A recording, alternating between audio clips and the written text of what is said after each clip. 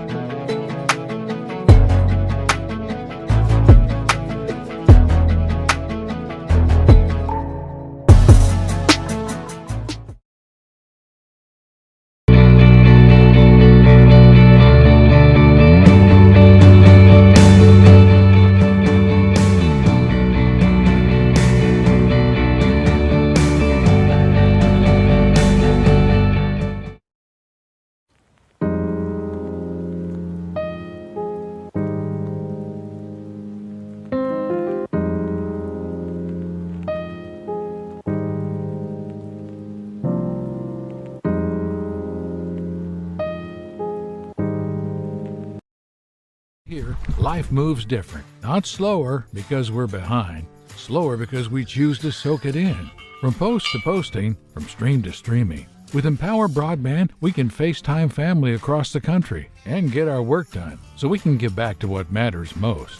From game to gaming, from boots to booting up. Faster internet doesn't mean a faster life. It means more time to enjoy the slow one. Connect faster, live slower with Empower Broadband. From the first seed to a full harvest. From their first steps to their final day of school. From the everyday to the big adventure. From a great job to a greater calling. A true community bank is there through it all because every journey matters.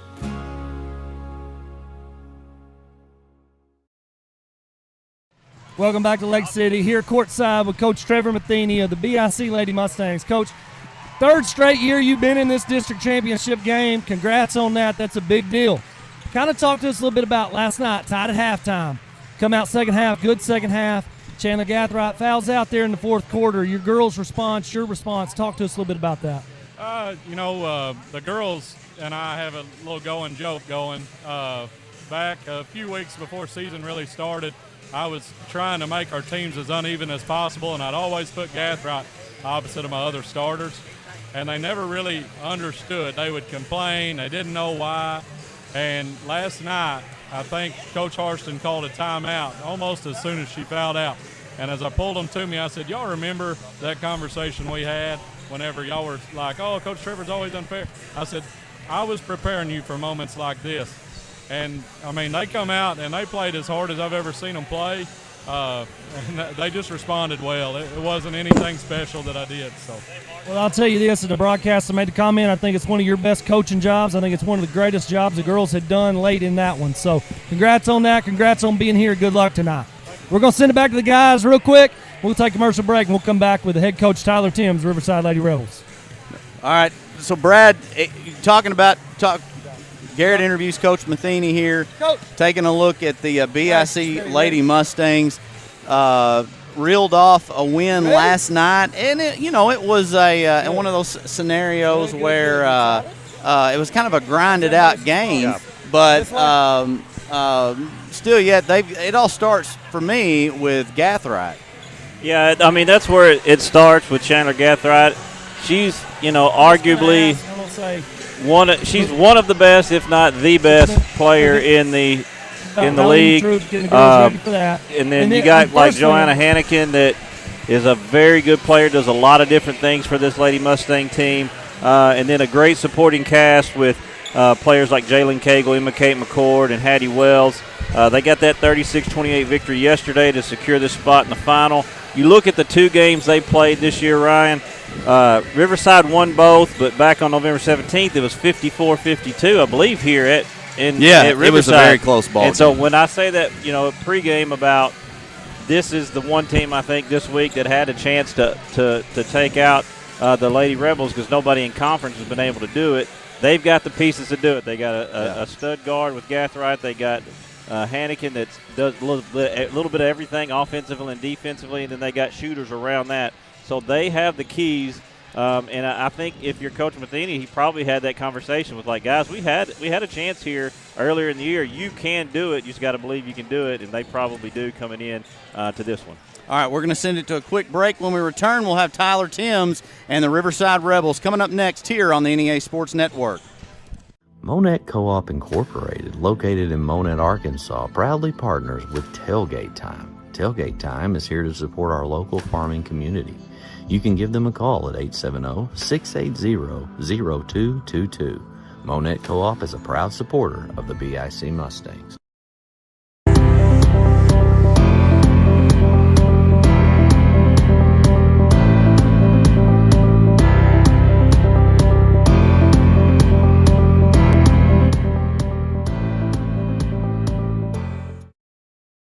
More stories, bigger legends. Season 2 of the Final Jump Shot podcast. Available now on Facebook, YouTube, or your favorite podcast provider.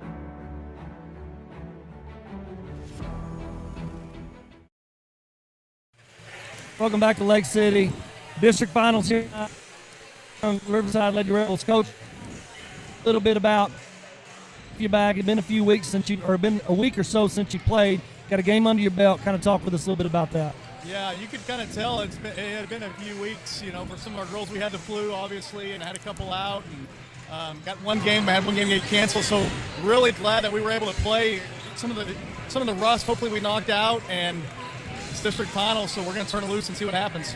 A little bit shorthanded tonight. Carly Jo Womack had an unfortunate injury last night, but kind of talk us a little bit about getting the girls' mindset right, getting everybody going and ready to play. Yeah, it's a gut punch. No question about it. Carly Jo need to step up. They've got a lot of weapons. Travis and so many others that can step into that role and step up into, a bigger role as it may be with her absence. But I'm sure that motivates them being in the district finals. 16-0, they've dominated this. They've dominated this league this year. That one game we talked about earlier is the only close game they had. Right. They're winning on an average margin of 30.1 points. That's their average margin of victory this year. So they got to have a lot of confidence coming in and got to be focused and ready to try to take home a district title to go with their conference title. All right, well, we are going to send it to another commercial break. We'll come back, talk a little bit more about this game. About 5 minutes away, some opening ceremony type stuff, and then we will have live coverage of the 2A-3 District Tournament Championship between the Riverside Lady Rebels and the BIC Lady Mustangs here on the NEA Sports Network.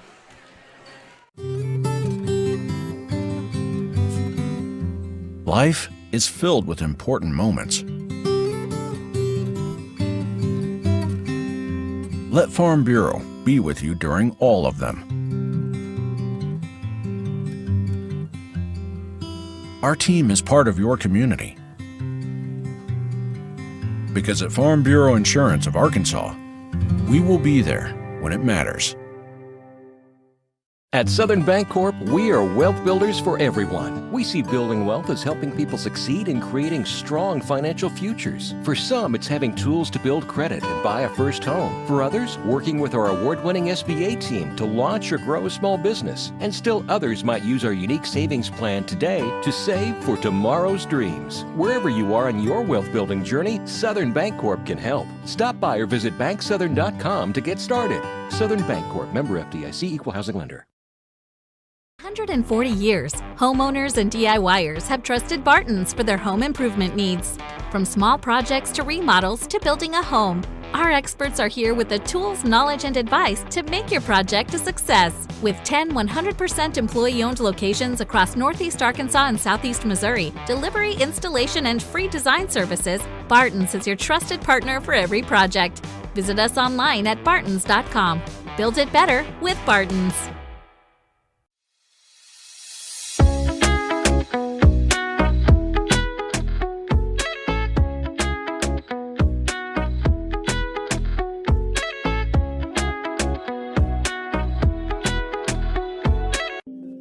Lakeside Health and Rehab has one goal, and that's to provide effective patient care services to your loved ones. We are a group of healthcare professionals specializing in providing required rehabilitation and healthcare services to your loved ones. Lakeside Health and Rehab.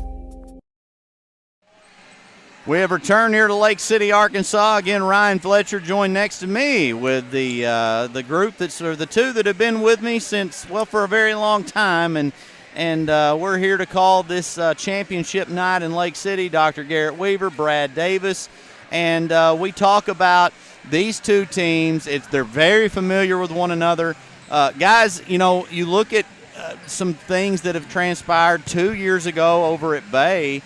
BIC beat Riverside in a district tournament game. I'm going to say that was the last loss they had inside the conference. I think that's probably accurate, but we know they're capable of winning. They almost beat Riverside earlier this year, Brad, as you mentioned.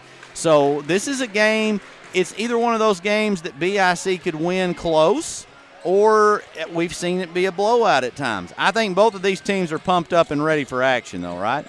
It's going to be a good one. And, you know, that close game was here at Riverside, right, I believe. So, yeah, I mean, you throw all that out the window. It's a big-time game. You got big-time players on the floor. This is going to be a good ball game. Brad, keys to the game, in your opinion? Well, I think if you're Buffalo Island Central, it starts with taking care of the basketball. Riverside, you know, does so much with their defense and pressure and getting the ball, getting steals and pushing up the tempo up the floor.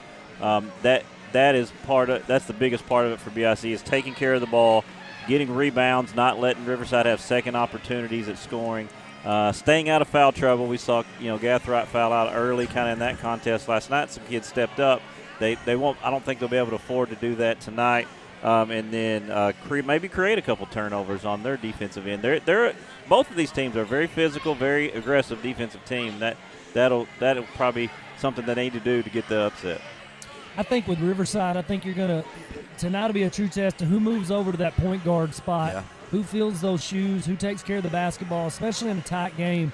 You know, who brings the ball down the floor, who makes the decisions, who does those kind of things. For BIC, Jo Hannigan had a huge game last night. She sure did. If she plays to that level again tonight, inside, rebounding, altering shots, it's going to be a real challenge for Riverside. So I'm anxious to see that matchup inside with her and Arden Bond. All right, we're going to send it to a commercial break. When we return, we'll have live action here on the NEA Sports Network. Whether it's your home or your business, Delta Glass is Northeast Arkansas's clear choice for superior glass products and services. Delta Glass is known for their internally produced insulated glass units, providing quick and precise replacements for most all windows.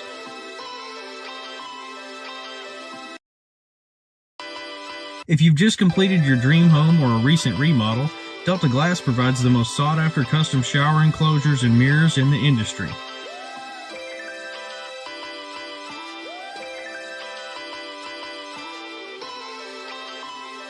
Storefront glazing can create an inviting professional atmosphere for any business facility. Delta Glass specializes in custom design and fabricated storefront systems for all sizes and styles.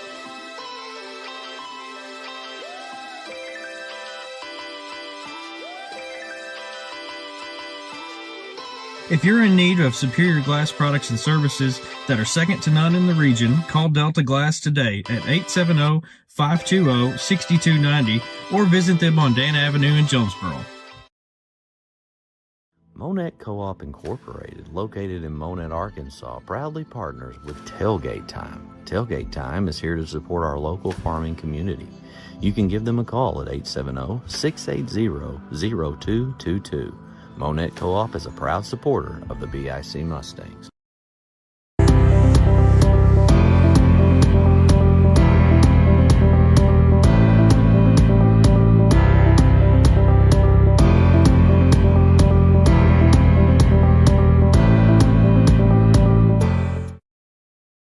More stories, bigger legends.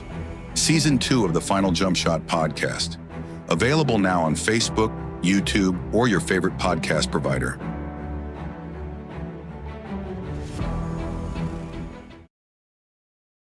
Back here in Lake City, Arkansas, live coverage of the 2A-3 District Basketball Tournament. And Doc, it's starting lineup time, and you're welcome. I've already got a mark down there for you. Yes, thank you very much. For the BIC Lady Mustangs, head coach Trevor Matheny. Number 4, Hattie Wells. Number 13, Jalen Cagle. Number 15, Joe Hannikin. Number 20, Chandler Gathright. And number 22, E.K. McCord.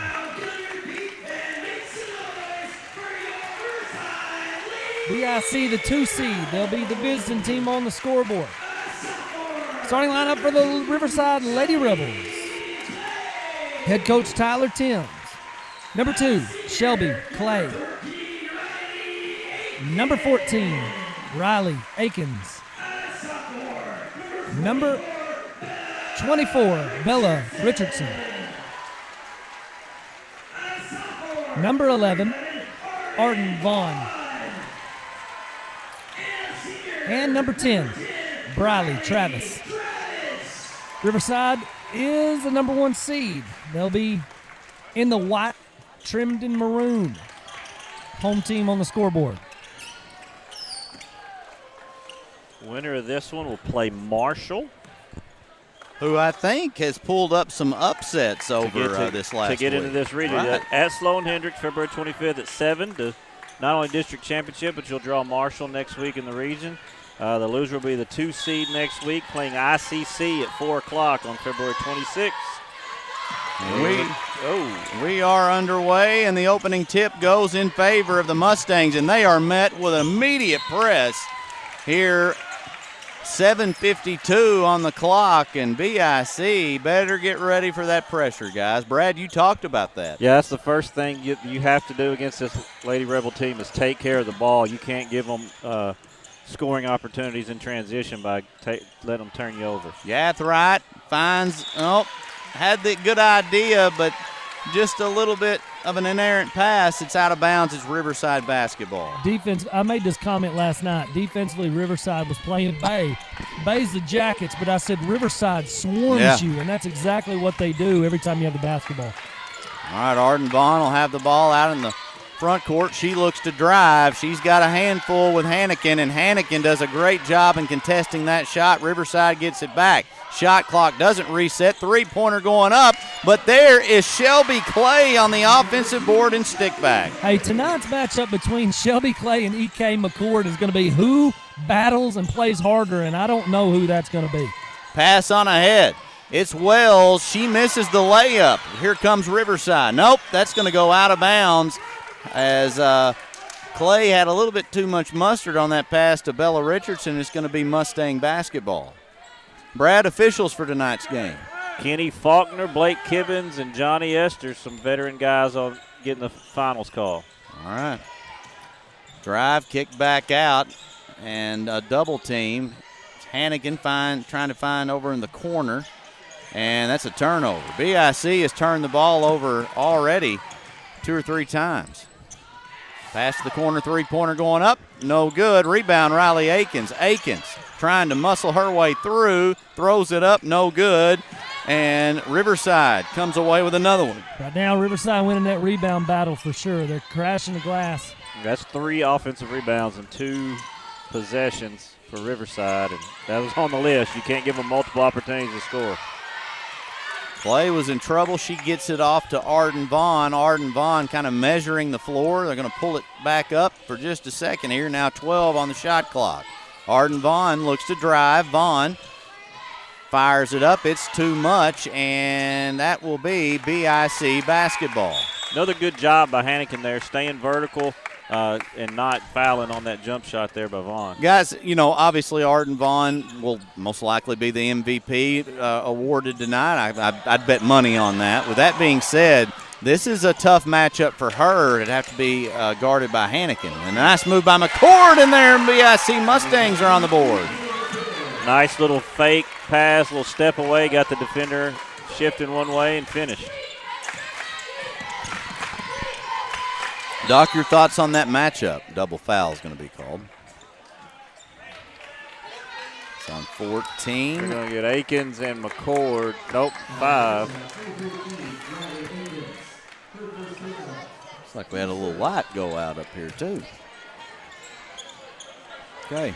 2 all, 5:33. Akins gets it in play. Briley Travis picks her dribble up, goes to Richardson, who gets her shot blocked. Good recovery there by Gathright. Well, that's what you want to see, too, though, if you're the Lady Rebels. You want to attack the glass. You want to really try to get in there, get some shots, draw some fouls, get to the free throw line. Over to the corner, Akins goes inside, and now Akins has the ball back. Akins, and she pivoted right into a jump ball. It will stay on this end. Riverside will maintain possession. 21 seconds on the shot clock. Good job of there. McCord coming from that blind side of Aiken as she spun back and tied her up. Vaughn to drive again, back out. Here goes Shelby Clay. Clay, kind of a back and forth. Now Vaughn may have walked, and she did. It was a really good move, but I think she drug her foot just a little too much there. If she doesn't, that thing went in. It's probably an and one. Yeah. Just slightly off balance on that spin move. Kick to the corner. Thought about the 3, drive, and now we got a jump ball. Coach Timms helps out a little bit. He later asked for the walk, though. He's got to pick one. He can't have both. He wanted a jump ball, then he wanted a walk.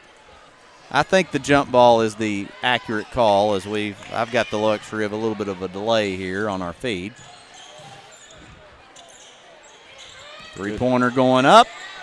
No good. She'll get her own rebound. Long shot, long rebound. And we've seen that on this end, too. A lot of them have been tipped out for long rebounds. See who's going to chase them down. Gathright, and a good job by Clay to recover defensively, but look, missed layup, and that's 2 or 3 of those now for BIC. Great cut there, but, yeah, you're right. That's about 2 or 3 at the rim they've missed.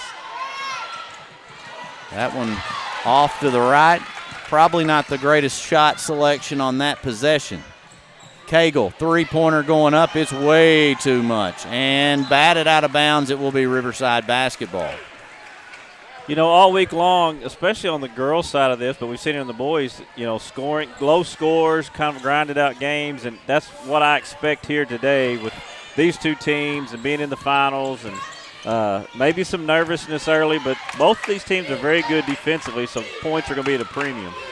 You're going to see a lower scoring first half for sure. You may see some buckets in the second half a little bit more, but early on, till they get in rhythm, either one, it's going to be a low-scoring game. Well, Akins went into a charge there. She is going to come out. Priest is going to come in, and pretty easy call for Esters to make right there. Yeah, great job by Gathright sliding in position, and that's 2 on Akins, so she'll have a seat. Oh, boy, nearly lost that one, but now we've got a foul. Had some Rebel fans, were they asking maybe for a backcourt violation? No, they wanted to push off okay. there. Hey, listen, it's going to be a physical game. It is. It's going to be physical. Both teams are just going to have to. They're going to let them play, and rightfully so. But they're going to have to control their emotions. They're going to have to really make sure they're strong with the ball. Here comes Clay. She'll go up. She shot it right into the hands of Gathright. So a block shot. It's out of bounds, and we are still stuck 2-2 with 3:34 to go in the first quarter. Priest gets it inbounds. Arden Vaughn. Now it's taken away. Gathright. Good pass, and it's up still. Another missed layup opportunity. A second missed opportunity there for BIC. And we have a timeout for Riverside. It is a 30-second timeout. We'll take a break and be back here in just a moment. Works to serve the Northeast Arkansas community in meeting all of your HVAC needs. Give Justin Milligan a call at 870-243-2820. Central Dealerships is not one to brag, but actually we are. Central was awarded, yet again, General Motors Mark of Excellence. We have the perfect ride waiting for you and exceptional service. So find your next vehicle at a Central dealership today. Back here from a 30-second timeout. 2-2 tie with 3:20 to go in the opening quarter. Both teams have struggled to score. BIC, however, Brad, just right there under the basket. They're doing what they need to do defensively. They've created 4 turnovers. There's 3 fouls now on the Lady Rebels, but they've got to the basket 5 times, good looks, and haven't gotten to fall. They're going to have to knock some of those down to get them to fall to kind of get an early lead would have been good for them. You might say, hey, we need to rebound a little better on this end, but Riverside also not necessarily tearing up the scoreboard. Vaughn tried to split 2 defenders. It's taken away now. Pass over the corner. 3-pointer by McCord. It is no good. But an offensive rebound by Hannigan. Now Gathright over to the corner. Cagle thought about it. Skip pass to McCord. McCord drives. Back out. 3. Nope. She fakes. Gathright drives. She may have got her shot blocked by Vaughn. They're going to say it's BIC basketball. A little bit sloppy on both ends of the floor offensively right now. Could be a little nerves, a little anxiety. You know, it's a district final, so it's a lot of, it's a great atmosphere right now. Gym was full, and here's Gathright in the corner. She's short. Rebound by Priest, and now Arden Vaughn will carry it up the floor. Arden Vaughn to the bucket, and it's good. And guys, Hannigan, was on her, contested, but Vaughn is just pretty dang good. Well, she's got to be careful, too. You want to contest, you want to, challenge a shot all night, but you also don't want to pick up cheap fouls. Sometimes you just have to give her the bucket. It's a good point. 3-pointer going up, it's no good. And you're right, Doc. If she gets in foul trouble and she has to come out or she fouls out, that opens up a whole new realm for Arden Vaughn. Well, then who guards her? Right. And so, sometimes you're more valuable than that couple of points along the way. 4-2 in favor of the Lady Rebels. Briley Travis will pull up. The jumper is no good. Rebound by Hannigan. I'm telling you, we have called her name 1,000 times in the last 2 nights. Well, she's everywhere. She does a lot of different things. She scores, she rebounds, she guards. And there she is again with an offensive putback to go to the free throw line. Yeah. 4 boards already for Hannigan, trying to get into the scoring column here at the free throw line. And we're going to have a timeout for BIC. We will take another. Oh, this will be a full timeout here on the NEA Sports Network. I'm Rachel Dunnigan Hickman, and I'm excited to be running for the school board, Position 2 in the Buffalo Island Central School District. My husband Brett and I are raising 4 students who are currently enrolled in the district. I'm also a proud graduate of the school system and a longtime supporter. I work right here in our community, and I care deeply about keeping our district strong by supporting great teachers and staff, keeping students safe, and making sure every child has the opportunity to succeed. I'd be honored to earn your support and your vote. Thank you. You've heard the saying, Northeast Arkansas, it ain't over till it's over. And it's just getting started. Glen Say, Empower, NEA Sports, Temple Baptist Church, and KJNB are bringing the heat at the 2026 Northeast Arkansas Baseball and Softball Media Day, Wednesday, March 11th. High school teams from across the region will join us to give insight into how it's going so far and what we can expect this spring. This is where the stories start. This is where the season begins. Don't miss a moment. Watch it live March 11th on the KJNB Facebook page. Lake City, Arkansas, 2A-3 District Basketball Tournament Championship. And the Riverside Lady Rebels lead BIC 4-2, the minute 36 to go in the opening quarter. Jo Hannigan is at the free throw line. She will shoot a pair. That'll rim out, and she'll have another. kind of what we expected so far. Maybe some more buckets as she knocks down, gets her first point of the game, but the physicality, the defense of both sides have been very good. That one intercepted by Cagle, and Hannigan brings it up the floor, gets it to the guard and Gatherite. Gatherite met under pressure by Richardson and Arden Bond. Trap now, and that's a foul. They'll get her with a hold, and she may have gotten away with one already, just being very aggressive here out in the front court. It's already 5 fouls, so they're going to go to the free throw line the rest of this quarter. You know, they had the trap there, and you're 100 feet away from the basket, probably not the time to foul.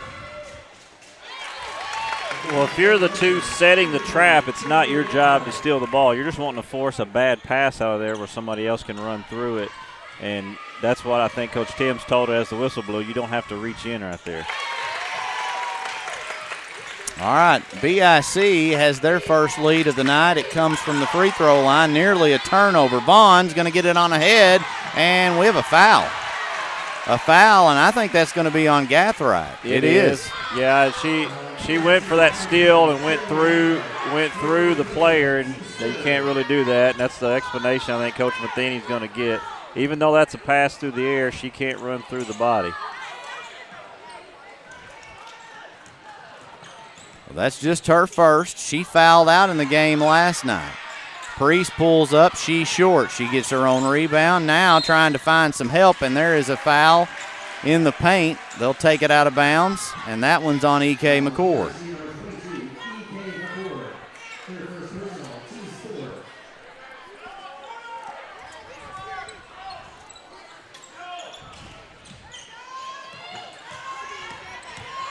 Vaughn with a great move. The BIC fans want to walk. That's not a walk. It isn't. She did a good job of gathering herself. She took her 2 steps and went up.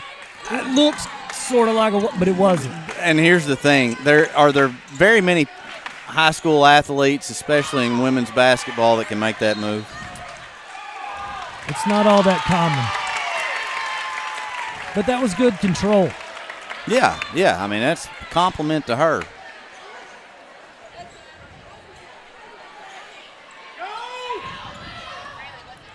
They'll get it in to Hannigan. Hannigan was going to wisely pull it out. Had nowhere to go with Vaughn in her face. Gatherite. Drive. Now drives baseline. Loose ball. Out of bounds.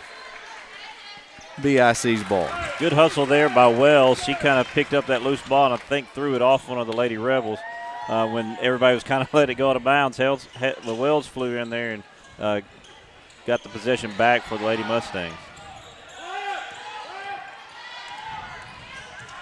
About a 2-second difference between shot and game clock here. And in trouble. Now with 5. We got a I maybe should have taken that shot down, and that's going to run out. That will end the entire quarter. It is Riverside 6, BIC 5 here on the NEA Sports Network.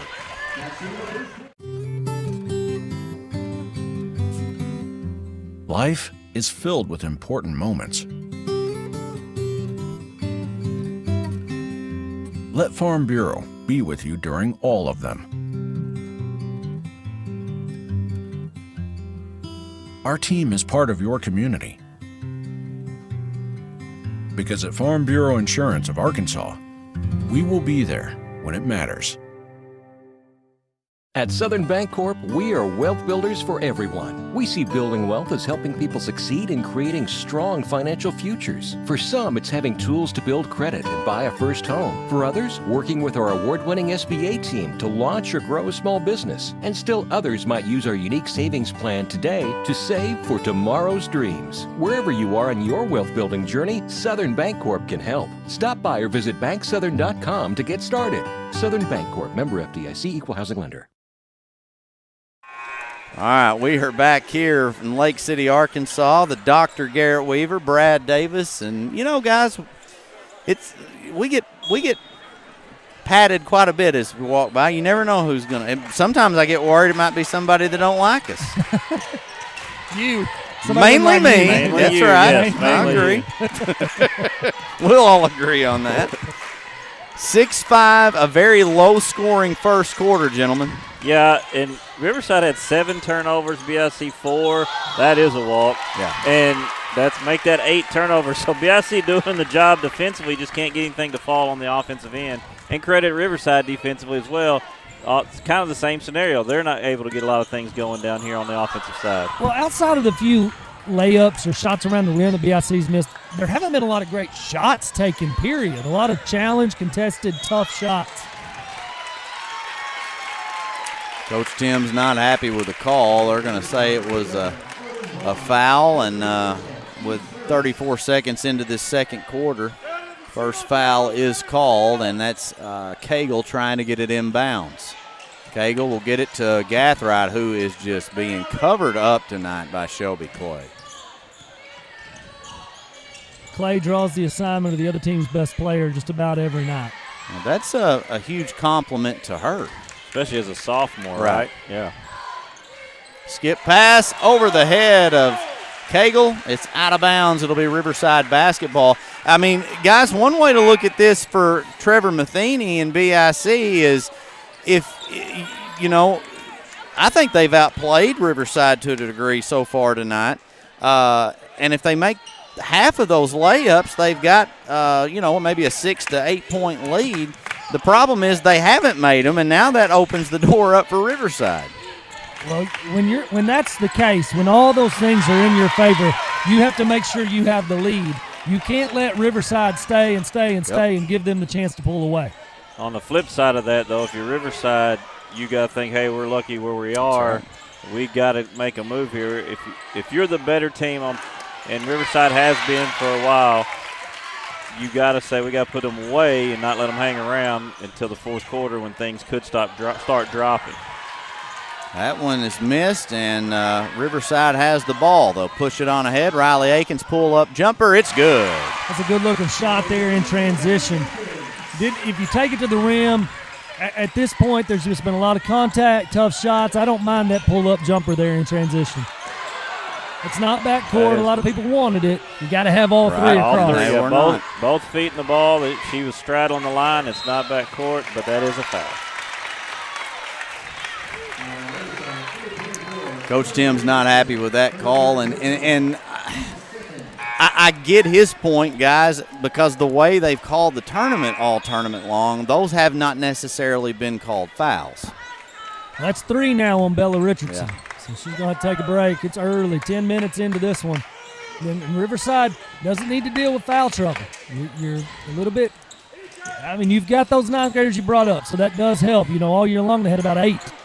Anakin inside. It's 8-7 and a 1-point basketball game. Good job by her sealing off the defender there, burying her in the paint so she had the angle at the rim. That one was way off, and Riverside going to get called for another foul. That's going to be on Scout Priest. That's either foul number 8 or 9, though, already in this one, and we're not even 11 minutes in. It's just interesting. All week it's been called so loosely, and this one's being called pretty tight. Now, it is a championship game, and it is a big rivalry game, so maybe there's some reasoning for that. Well, both of these teams, I mentioned it in pregame, both of these teams are very aggressive defensively, Absolutely. which can generate more fouls. Steal there by Vaughn. Nice move there by Akins. We got a foul, and it is on BIC. It'll be against Cagle. Coach Matheny now, him and Coach Timms have both been working the officials tonight. Nothing too crazy. 3-pointer going up, and a great job blocking out by Cagle. Are they going to call her for the same foul? No, they're going to get Priest going the other way over the back. I think you had an argument there for that, but definitely on the back as well. Mackie Morgan to check into this one. I don't necessarily like that call unless it's just blatantly obvious because you're trying to get position and block out. Well, that's 3 now on Priest. So Yeah. Priest with 3 and Richardson with 3. Aiken with 2. And we're not a quarter and a half in yet. And you're down one of your best players. But you have a 1-point lead. Yeah, it's true as well. Arden Vaughn to the That's bucket. tough. That is, listen, left hand and everything. That's tough through that contact, through the traffic there. That's a really good finish. Yeah, Hannigan doing whatever she can not to foul there, and you still give up the bucket with good defensive position. So credit Vaughn there with that. Shot missed. Here come the Lady Rebels trying to take their biggest lead of the night. Clay thought about it going back inside to Arden Vaughn, and they are going to call a what? They'll say she hooked her. They're going to say she hooked her with that offhand when she made the move around Hannigan. That's 2 now on her. Riverside, this may be a all junior high matchup before this is over. That's an unbelievable call right there. We got a full timeout, and we'll get back here in just a moment.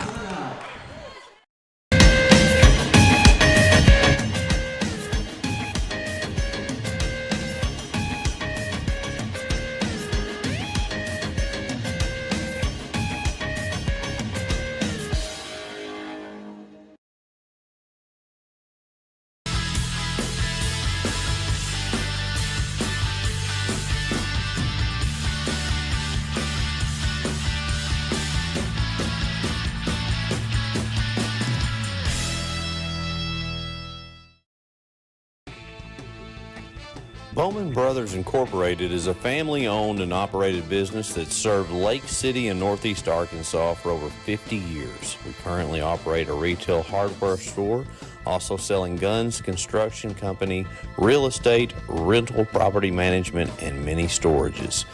Located in Lake City, Arkansas on Highway 18, Bowman Brothers proudly supports the Riverside Rebels. We're back here in Lake City, Arkansas. It's 10-7, Riverside, and BIC has the basketball. They're going to extend this defense up 1-3-1, little half-court trap look for the Lady Rebels. Well, guys, I got to ask this. If you're Coach Timms and you got this many players in foul trouble, do you kind of back them off and be a little bit more conservative here towards the end of this half? Well,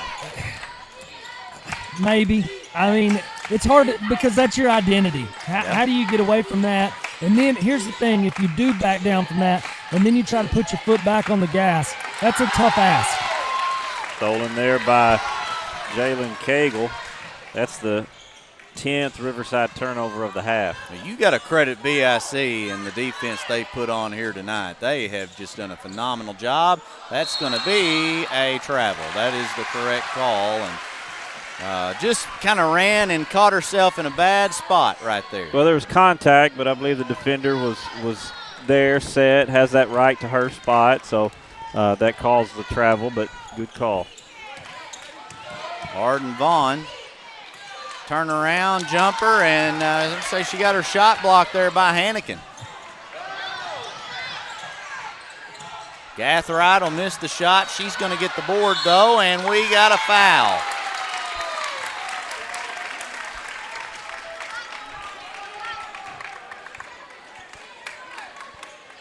That one will go against, I thought he signaled number 10. It's Briley Travis. Yeah, okay. It's only her All right. first. I thought it was a good no call on the first shot by Gathright. There was contact. It wasn't out of control. Defender kind of had, you just kind of let it go.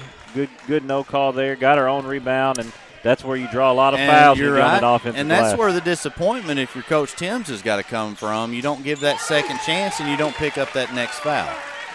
4 for 4 from the line for Gathright. That's her 4 points, and they cut the lead 10-9. Mackie Morgan in. She fires one up for 3. It's no good.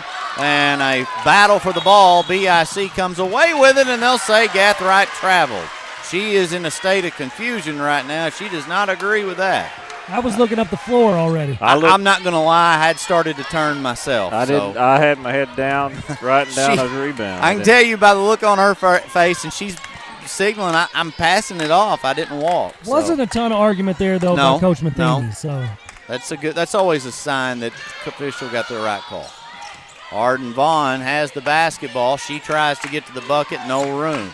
Shelby Clay from the top of the key, that's just off the money on the right side, and BIC gets the basketball.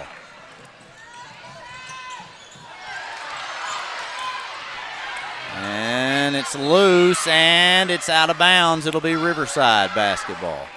I think Wells caught Mackey with some contact across the mouth when she ripped to go to the baseline, but looks like she's all right. It's going to stay in the game. She's not bleeding, but you can tell. It looked like she got hit across the face, and you can just tell a visible mark there right now. I don't know if it was the ball. She just kind of ripped to go baseline. Basketball move. Right, 100%. Three-pointer going up, and big it's good. Three. That's a big three there by Riley Akins. She caught it in rhythm, got her feet set, and knocked that one down. For me, guys, and there's a steal. Here comes Vaughn. Vaughn has the one-on-one. She draws the foul, lands hard. She's all right. She'll go to the free throw line. And the thing I was going to say, huge factor for this team, Riley Akins more so than ever before. Oh, 100%. They rely on her night in, night out to get 14, 15 points, play really good defense, rebound, do some little things. But now with Carly Joe out, she's going to have to really elevate, and she can elevate her game. Take good quality shots, stay strong with the basketball, go up and score, and try to get to the free throw line. We have a timeout. I think Mackie Morgan's having to come out, and there may have been some blood. I think it ended up being some blood on her lip, and they're going to have to take care of that. She may have to change jersey tops if she's got blood too much. I don't know. You wipe your mouth. That one did not hit the rim, and there's no signal. I'm confused, but I've never seen a free throw like that. Yeah. I guess they say it grazed the rim, and Sierra Watts, who just checked in, gets the easiest rebound that you could possibly get to get in the stat sheet, and then a turnover on the other end. Wow. Well, this is a big couple of minutes here to end the half. If Riverside can extend, it's going to pay dividends as far as foul trouble, but what you can't do is pick up another cheap foul or two right here before the half. Three-pointer going up by Akins, no good. It's Arden Vaughn on the board. She's going to try and make a pay, and oh my. You're going to stay on the floor, foul on the floor before the shot. They got Wells reaching in there. Well, Vaughn's going to have to be careful not to lower her shoulder when she does get it or push on somebody's back on a rebound. Yeah, Watts was there trying to take the charge before the whistle. Akins drives baseline. She spins and it's out of bounds, but off the BIC defender. That was McCord. I think McCord had her hand on the ball. She stripped her from behind, but was standing out of bounds on the strip. So good defense, but a good call there by Kenny Faulkner. Gets it into Vaughn.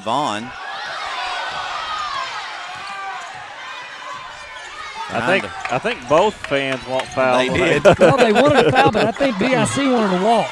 Okay. And now they're going to get Riverside with an illegal screen on Shelby Clay. Yeah, wasn't quite set when she ran over to get the screen there. And Mackey back in the game wearing number 20, so she did have to change jerseys. That is the right call. Again, we get a little bit of a delay we see here. And Brad, you mentioned Mackie Morgan comes out. A different jersey. Did you see what jersey number? 21. Yeah. 21. 20, I'm sorry, 20. Yeah, 20. Okay. Yeah, that's what they came over here and told the bench here at BIC. She's wearing 20 now. Changed because of the blood. Well, not a good spot to pick it up, but was able to get it through. More pressure from Riverside. McCord. Over the wing, Gathright will pull up for three. It's short, and Arden Vaughn comes away with the rebound, and they're going to get Cagle on a reach. And that's probably going to get called 9 times out of 10, and not a great foul right there for BIC. Well, it doesn't hurt them. I mean, that's Cagle's third, so that's not good. They need her in this basketball game, but still not to the free throw line yet for the Lady Rebels. Going to roll the dice and leave her in this last 45 seconds. That's dangerous, but hey, we've seen Coach Matheny's not been afraid to roll the dice in this one. We were very complimentary of him last night. Drew up a couple really good plays late in the ball game, and out of some time. Actually, it was out of an EPC timeout, and had a big bucket maybe towards the end of the quarter, Doc. Yeah, and I told him, I told him in the pregame, I said, hey, that's one of the best coaching jobs I've seen he did well from you. That was a really good job. Sierra Watts did check in for Cagle. Get her to the floor. Stolen away, Mackie Morgan wearing the number 20. Defender back on defense, and they'll get her for a foul. That is a foul on Hattie Wells, and Coach Matheny was basically saying she had her hand straight up. What more is she supposed to do? And the explanation from Johnny Esters is that she did not keep her hand straight up. She came down. Well, that's tough. And I think Coach Matheny's argument is this. When the contact comes to your belly, it's impossible to keep your arms straight up because Good it's point. just – Good point. So I understand his argument there. It's 15-9, however, folks, and it's the biggest lead by either team. Riverside up 6. BIC trying to get into double digits for the end of this half. They got 6 seconds to do it. She's trapped. She's in trouble. McCord going to get it over to Wells for 3. It's no good, and that will end the half. A low-scoring half, guys. It's 15-9. Let's go to you for some thoughts on this first half. Doc, we'll start with you. I mean, sloppy offensively on both ends. Both teams really trying to settle in. Foul trouble is going to be a factor. It's already been a factor. It's going to be a factor for the Lady Rebels. BIC doing a really good job hanging in this one. They got to get some shots to fall. They've done a good job offensive rebounding, making Riverside take tough shots. They've got to be able to put the ball in the basket on their end of the floor. Brad? I think if you go to Coach Matheny before tonight and say they're going to have 15, Riverside's going to have 15 at half, he would take it. 9 times out of 10. Yeah. It's not every time. They've got to get some offense going. Defensively, both teams doing what they need to do. 11 turnovers on each side, so it is sloppy offensively, but credit both teams' defenses.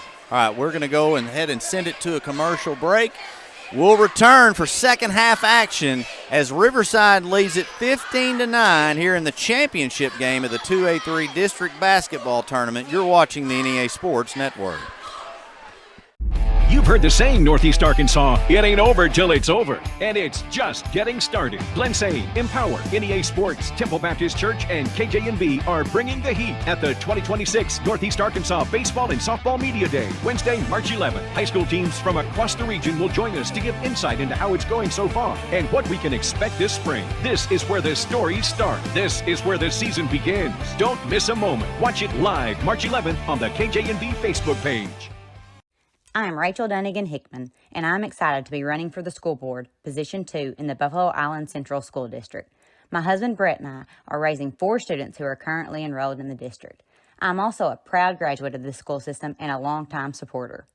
I work right here in our community, and I care deeply about keeping our district strong by supporting great teachers and staff, keeping students safe, and making sure every child has the opportunity to succeed.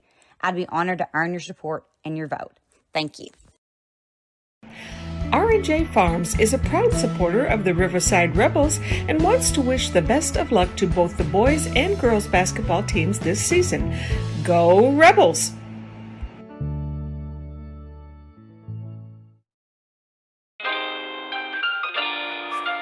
Southland Gin Incorporated, located at 900 Highway 135 North in Lake City, Arkansas, is a proud supporter of the state champion Riverside Lady Rebels softball team. Monette Co-op Incorporated, located in Monette, Arkansas, proudly partners with Tailgate Time. Tailgate Time is here to support our local farming community. You can give them a call at 870-680-0222. Monette Co-op is a proud supporter of the BIC Mustangs.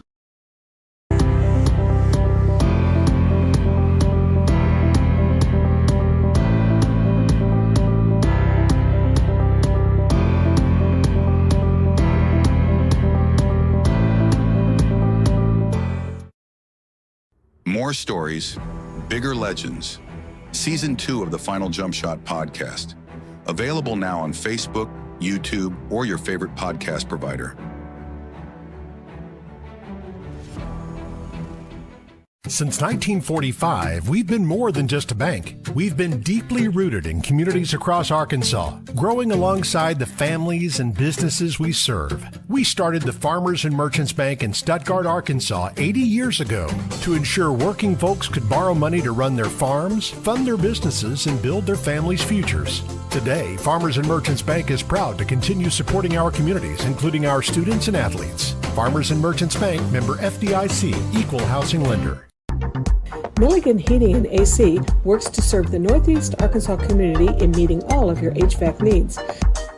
Give Justin Milligan a call at 870-243-2820.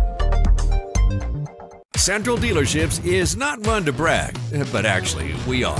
Central was awarded, yet again, General Motors Mark of Excellence. We have the perfect ride waiting for you and exceptional service. So find your next vehicle at a Central dealership today. For 140 years, homeowners and DIYers have trusted Barton's for their home improvement needs. From small projects to remodels to building a home, our experts are here with the tools, knowledge, and advice to make your project a success. With 10 100% employee-owned locations across Northeast Arkansas and Southeast Missouri, delivery, installation, and free design services, Barton's is your trusted partner for every project. Visit us online at bartons.com. Build it better with Barton's.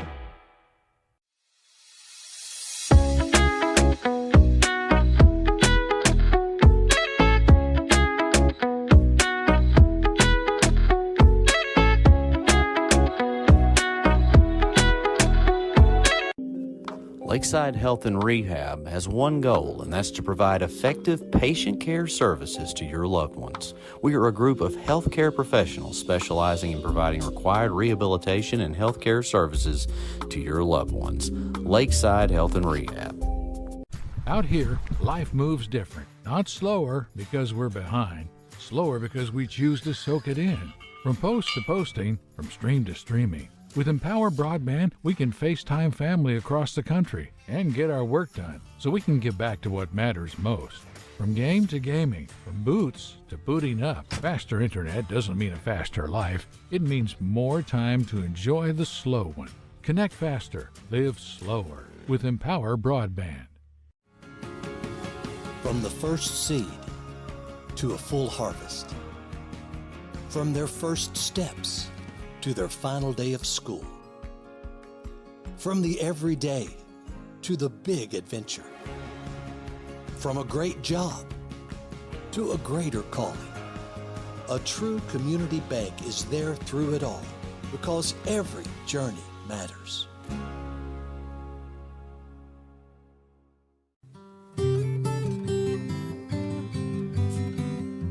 Life is filled with important moments. Let Farm Bureau be with you during all of them. Our team is part of your community. Because at Farm Bureau Insurance of Arkansas, we will be there when it matters.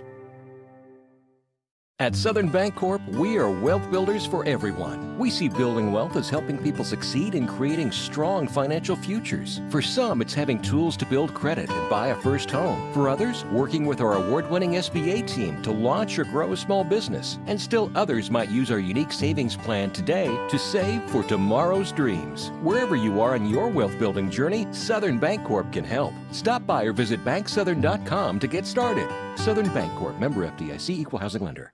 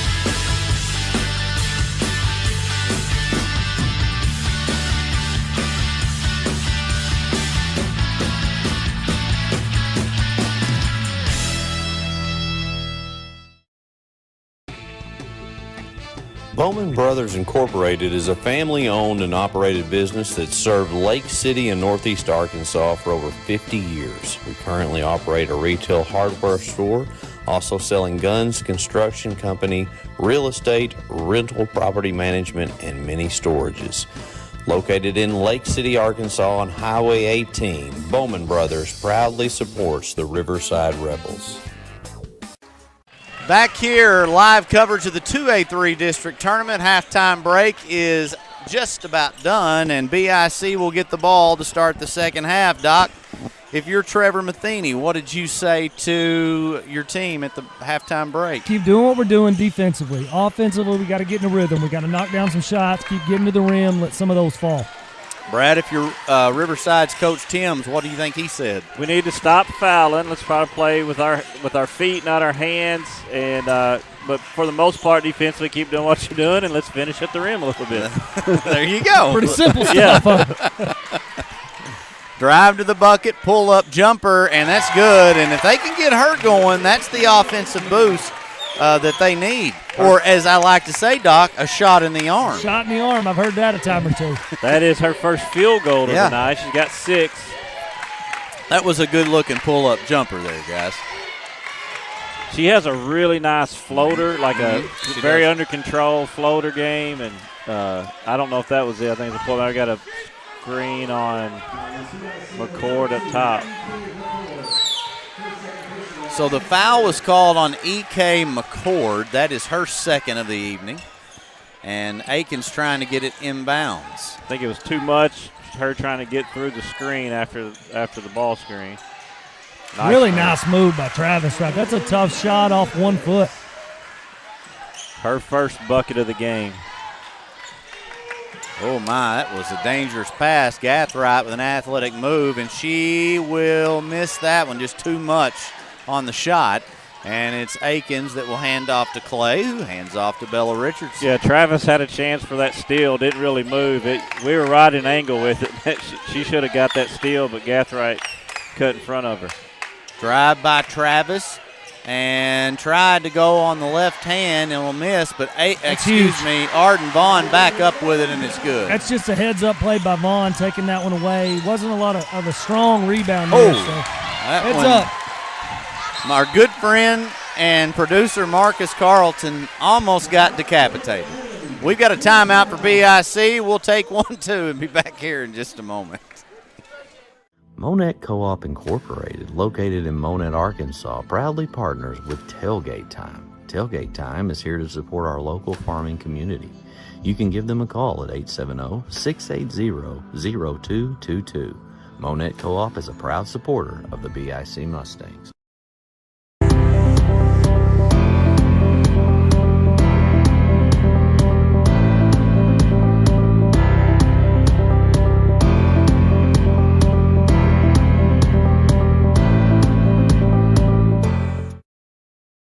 More stories, bigger legends.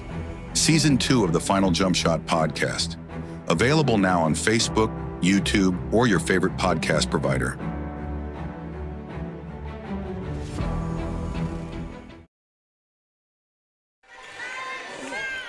We have returned to Lake City. I want to thank all of our viewers for tuning in to tonight's Titanic struggle. Riverside leading it 19-11. Early here in the third quarter. Hey, 4-2 though, under 2 minutes. This one all of a sudden picked up. 300 people watching right now. Thank every single one of you. Good crowd in here too. I pulled up about 4:15 and the parking lot was filling up fast. 3-pointer going up, no good. And well, I'll say this, Brad, and Garrett can attest to it. When you know there's a BIC Riverside game in a postseason scenario, especially here at Lake City or Monette, and 12 seconds if we're counting. But the locals know you better get here pretty dang early. Well, one of the beautiful things about Northeast Arkansas is, the 4A played earlier today. 3A was done Thursday. 1A finished last night. So this is one of the last shows in town, and people just love going to watch basketball. Good strong move there by Aikens to the rim. This is a 10-point lead now. pivotal part in this game, and Riverside has come out of the halftime break looking pretty good.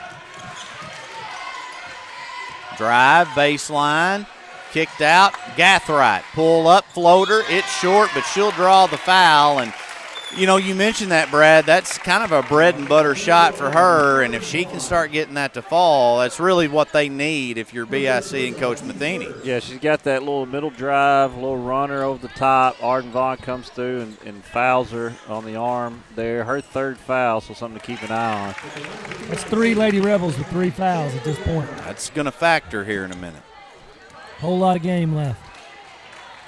You mentioned that. Blytheville comes away with a convincing win over Brooklyn today, and BIC is going to get a rebound. Three-pointer by Gathright is short, rebounded by Vaughn. Highland won the girls' game before that one. Manila girls taking the 3A Thursday night. It is Osceola boys. Boom. Three-pointer from the corner pocket, Briley Travis. That's a big-time 3 in a moment like this. Riverside on a run, and that just adds to it. We are in a firing zone right now, guys. I mean, that ball just keeps navigating over here and it has a lot to do with that press of Riverside. Marcus Carlton, man, if he's a cat, he's got about 3 more lives left. 9-2 run here to start this half by Riverside as they started knocking down shots and a strip here by Gathright. Cannot foul. That's a good job. Yeah, and she contested it, and I basically was going to give Gathright the layup. Gathright for 3, and it's good. Now, you'd rather have that. Gathright, she didn't just say, hey, I'm going to give you this layup, and that's the factor of Arden Vaughn's defense, but they trade the missed layup for a 3. I think if you're Gathright in that situation, know that she has 3 and go right at her, but she came out ahead a point with the 3-pointer in the corner. So a 9-point lead now for Riverside. I could have swore the scoreboard said 16, but that would not have been right because they were on 12. Yeah, and that was a big 3 by Gathright to kind of stop the run by Riverside. Foul now. Who's that on? That is... It's 4 on Bella Richardson. Wow. Well, and that plays a big factor, too, because Bella has kind of come in and taken part in handling the ball up the floor. Yeah, that's going to fall now more on Vaughn, Akins, and Travis. They'll get it. Good and steal. A turnover. That's good anticipation. She read that the whole way. Just great court awareness there by Akins. Down low, shot up. That Breeze. is a big bucket through contact now. That could have been a foul. It's a good job of keeping her balance. Strong on the catch and goes up and under the other side to lay it in. Pass ahead now. Going to skip it across. Now Gathright looks to drive, and they're going to get her for a walk.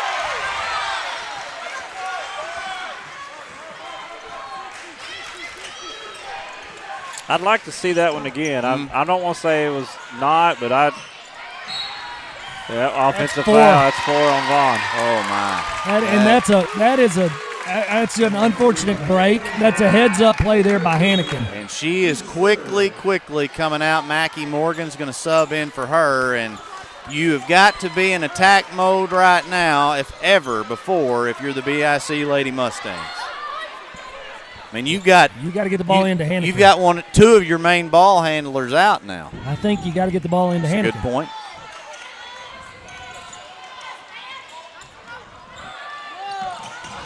And they turn the ball over. It's a good job of Travis getting a hand in the passing lane.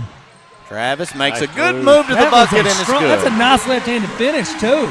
She evades the defender and goes up with the left hand. That was a nice move. Previous possession, guys, she almost made it with her left hand. She's not scared to use it. That's the 6th turnover for BIC in this quarter. Wow. Big reason why this game is ballooned to 13. You can't do that. Just a mental error right there by Akins. And BIC is going to get the ball right back. It has been a story of turnovers for both of these teams tonight.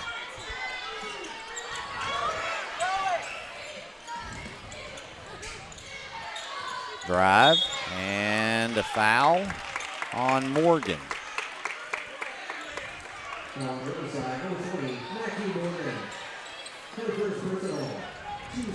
That's the 4th team foul, so BIC will shoot the rest of this quarter. She can get that. Now EK pulls up and get it back out to Cagle. And we got another foul call. They're going to call that on BIC. That's called on Hannikin. And that will get the Monette and Leachville fans up, and they are loud. I think it was the right call at the time, but I think there was a lot going on before the call was initially made as far as both ways. They tied up on the inbounds play itself, on the inbounds pass, and then she did kind of bump her up the lane, but there was a lot of contact both ways before that is what BIC fans probably are saying. And we have a timeout that's going to be taken by Riverside. We'll take one, too, and be back in a moment on the NEA Sports Network. R&J Farms is a proud supporter of the Riverside Rebels and wants to wish the best of luck to both the boys and girls basketball teams this season. Go Rebels!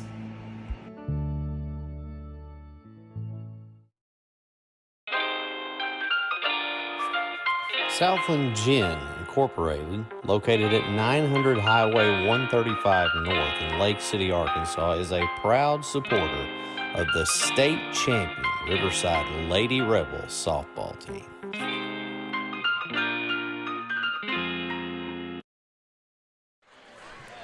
Back here live in Lakes 15 in favor of the Riverside Lady Rebels. And, guys, Riverside is on this third quarter. Well, they've started scoring on that other end, and they've created 6 turnovers for BIC, which has limited their scoring opportunities. So, when we looked at keys of the game, take care of the ball was big on BIC's list, and they haven't done it as well this quarter, and Riverside's made them pay.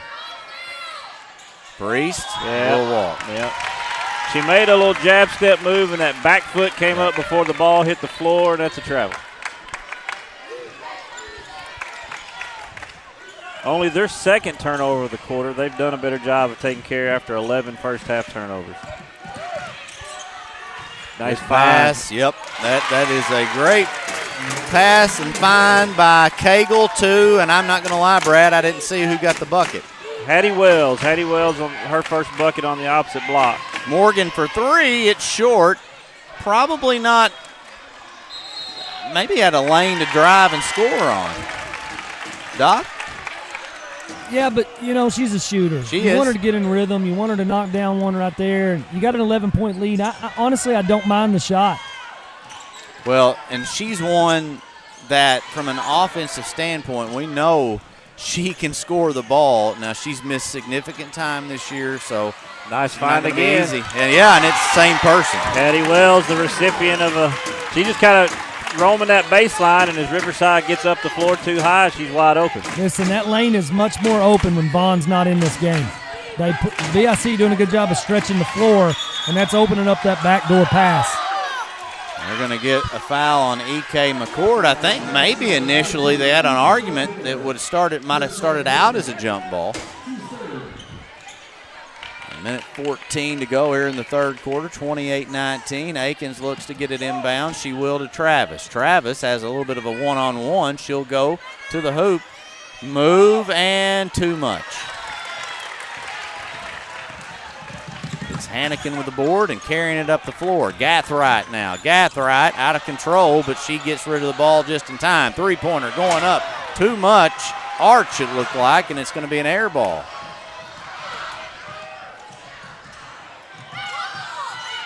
Riverside will look to set something up here. Plenty of time. Take your time. Get a good look. You're here if you're the Lady Rebels. And another walk. Drug that back foot. Trying to get the ball out maybe to Mack, and just that pivot foot didn't stay on the floor. Both teams, I feel like, too big of a hurry. There's a whole lot of ball game left. No need to be in such a hurry. about the 30-second mark, and yet again, and that may be a great foul for Riverside because it was going to be an easy layup. It was a great look ahead. Hattie Wells with the catch and found McCord opposite side, but was fouled before, so she'll go to the line for 2.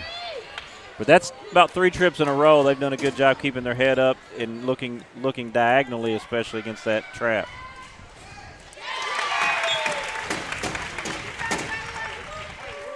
Checking in for BIC is Olivia Duffel.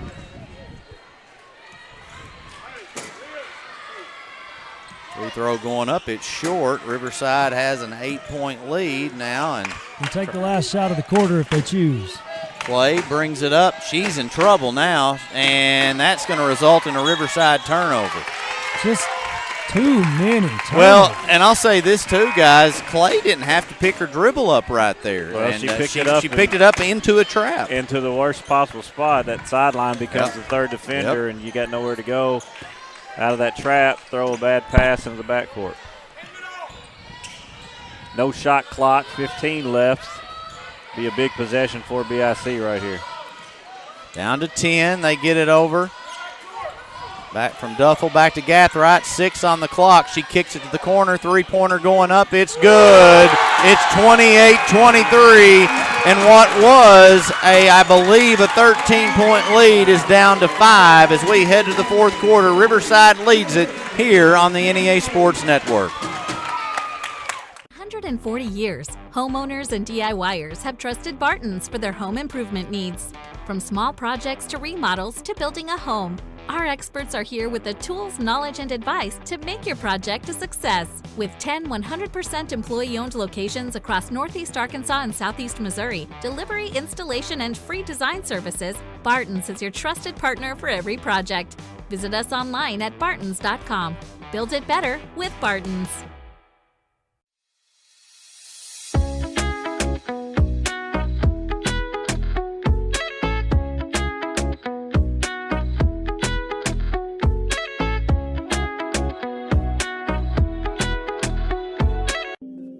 Lakeside Health and Rehab has one goal, and that's to provide effective patient care services to your loved ones. We are a group of healthcare professionals specializing in providing required rehabilitation and healthcare services to your loved ones. Lakeside Health and Rehab.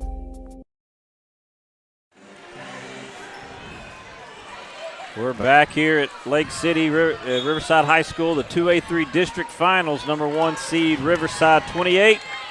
Number 2 seed Buffalo Island Central 23, and they cut that lead with an 8-0 run to finish the third as Aiken gets her own rebound, gets it back to Vaughn for 2. That's a big possession there for the Lady Rebels. You don't come away empty-handed. Really battled for that offensive rebound, and if you're BIC, that's a bucket you can't give up. That's 10 points for Vaughn. Guys, during the break, the point was made. BIC went on a 10-0 run. A lot of that had to do with the absence of Vaughn on the defensive end. Coach Timms elects to get her back in this game. See, Vaughn, in my opinion here, Vaughn can't even challenge on a rebound. Right. If it's even close, she's got to concede. If it's, you can get your hands on it, that's fine, but you can't be overly aggressive and even give yourself a chance to pick up a foul. Same thing with Richardson. Richardson has 4. She's got to be careful, too. They need her in this basketball game.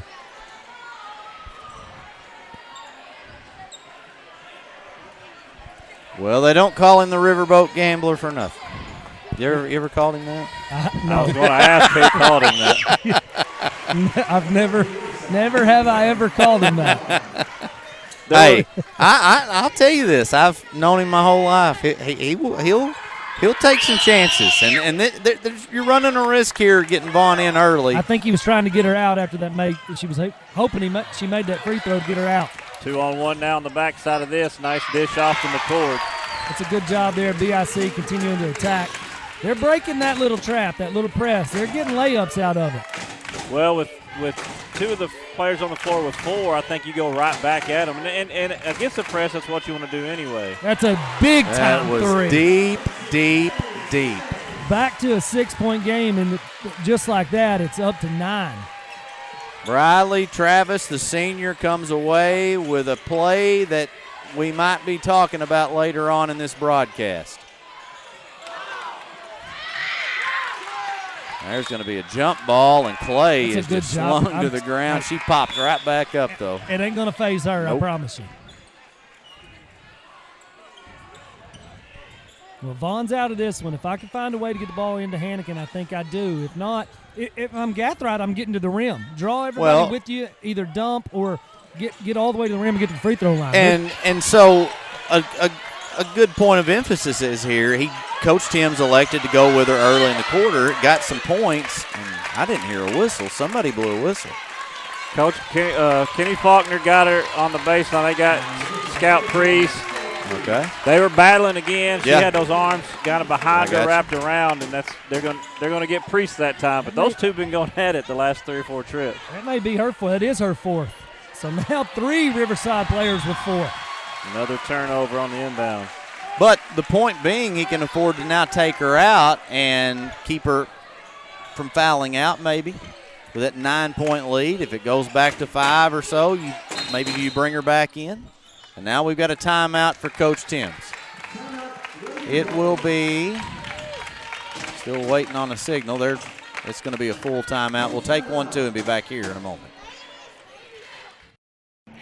R&J Farms is a proud supporter of the Riverside Rebels and wants to wish the best of luck to both the boys and girls basketball teams this season. Go Rebels!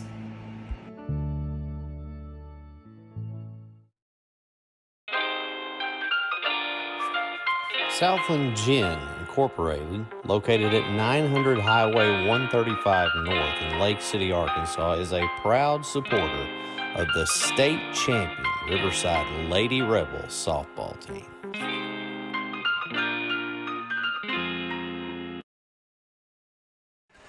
We are back here in Lake City. A good look there of Coach Timms and the Lady Rebels getting instruction.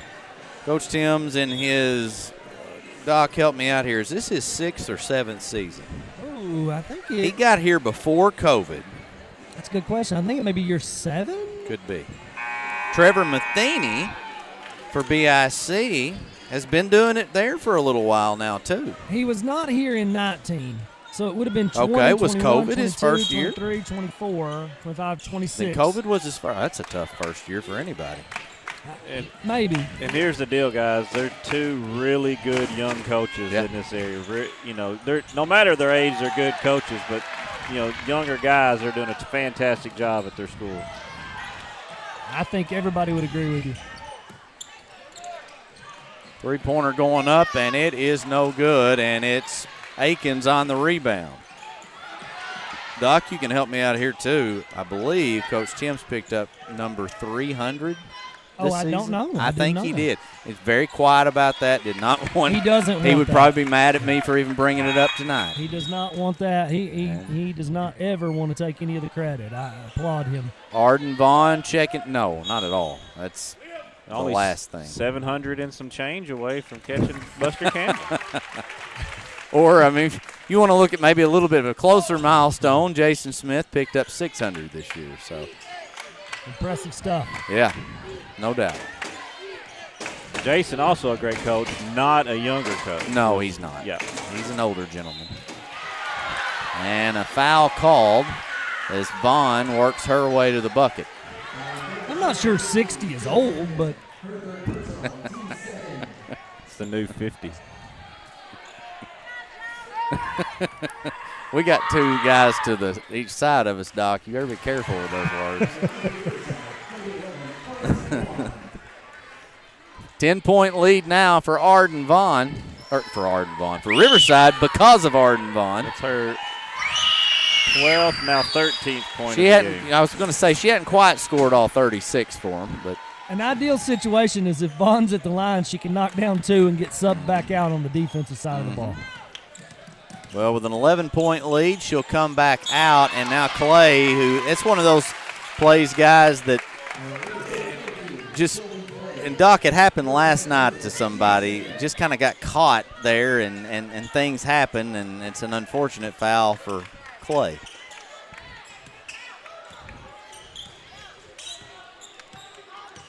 Gathright to the bucket, and it's good. It's a good move, good strong move, good take right there. She has 12. And I think she's got to do more of that, especially when Vaughn's out on the defensive end, is try to go to the rim. And we have out of bounds.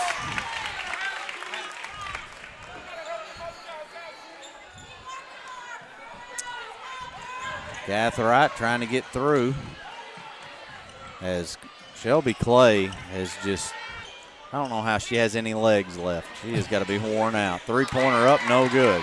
Rebound by Hannigan. Three-pointer up again, and Gathright will make them pay. It is a 6-point basketball game.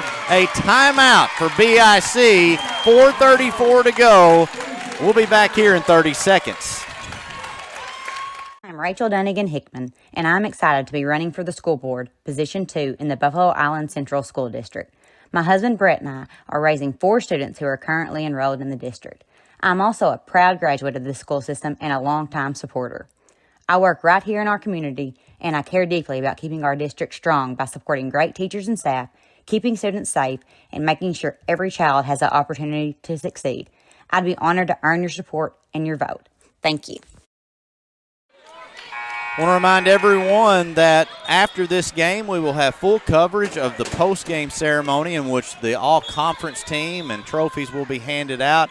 And then, of course, we'll have pregame and full game coverage of the boys' championship as well. So looking forward to another couple hours with you here on the NEA Sports Network. Riverside has the basketball. They've got a 6-point lead coming out of the timeout on a three-pointer made by Gathright. That was a huge possession. That was Hannigan's 10th rebound on the offensive possession, and then 15th points for Gathright, knocking down the three to cover 6, and now a turnover back to the Lady Mustangs.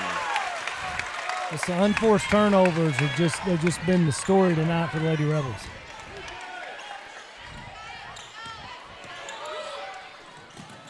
Now Wells will look to, they're going to get a foul.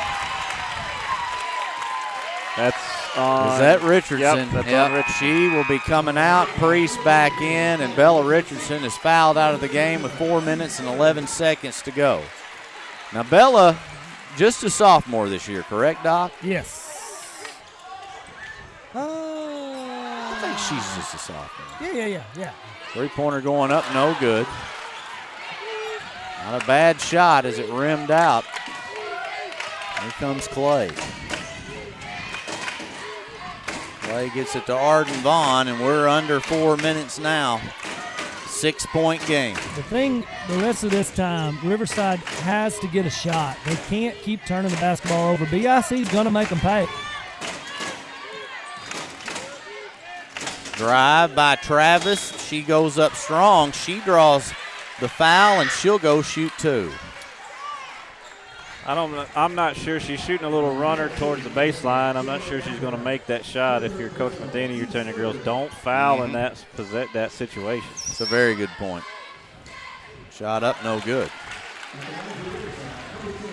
Arden, even on that drive there, when she had a one-on-one, you had to be same scenario. You're kind of stuck in a bad spot right there.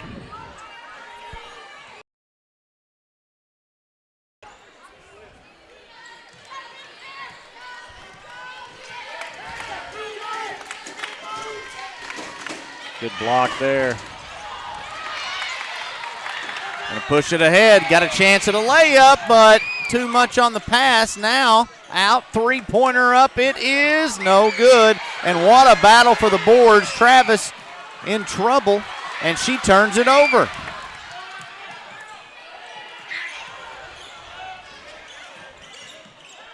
Gathright looks to drive. Gathright pulls up, and she'll be, a jump ball. Somebody for the Lady Rebels is going to have to take care of the basketball. Somebody's just going to have to go get it and say, hey, I'm going to get it up the floor. I'm going to take care of it. Let's settle down a little bit. But credit BIC's defense. They're swarming. No doubt about that. They've done that all night long. And to me, Doc, at this point, it's got to be Akins or Arden. I think at this point as well, How many is that on Gathright? It's her fourth. At this point, if you're Riverside, that's going to be free throws. But at this point, you start milking that shot clock a little bit. You don't have to be in a hurry for anything. I agree. The problem you run into is you got to take care of the basketball for 35 seconds. And you got to make free throws when you getting fouled now, too. It's not been the greatest night from the line tonight for Riverside. Second one up, and it's no good as well. That's 4 straight misses for the Lady Rebels from the free throw line. What could be a 10-point game right now. BIC hanging around. Cord wanting a foul, frustration shown right there. Gathright now examining the floor. She's got 20 seconds on the shot clock. She's going to back it back up just a little bit. Gathright over to the far left wing, excuse me. And now down to 6 seconds on the clock. I don't think they're aware. Gathright has it. She's going to get a bucket. Just like they drew it up. Exactly. I was going to say the same thing, just like the play sheet says. And a foul called. That one on Hannikin, and that's free throws, and that's probably who you want at the line. A girl who can shoot it and handle the pressure. And that I didn't realize Hannikin had 4. That's her 5th. Oh, wow. I didn't either. So that's huge. Joe Hannikin has fouled out of the basketball game. And at this point, I get Vaughn has 4 fouls, but you start pounding it inside to her, if anything. Either that or hold. Keep getting her to the free throw line. Well, here's the thing. She's got to have the basketball right now. Yeah, you're right. If you get it across, you let her, you kind of clear out, let her go one-on-one. If they trap her, then you find the open man, get it across half court. Time is your friend. That's a good job of Akins getting a hand on that pass. And Clay's going to get signaled for a foul.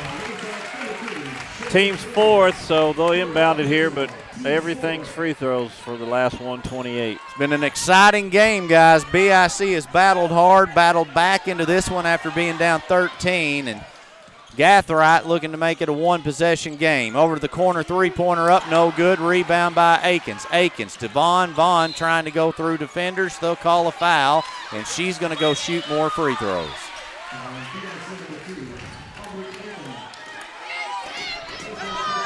Vaughn needs to be careful, though, dribbling in between a couple of defenders. With the way BIC is swarming, trying to steal the basketball, you've got to be strong with it, get around the defender, and draw the contact. Well, and Coach Matheny he's just saying that's not a foul right there. She's kind of dribbling into those defenders. So I don't know what BIC is supposed to do in that scenario.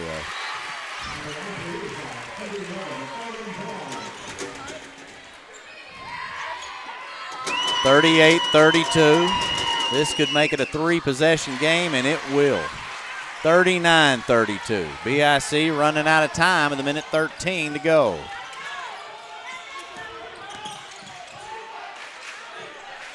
Looking for help, and they're going to call a foul on Briley Travis.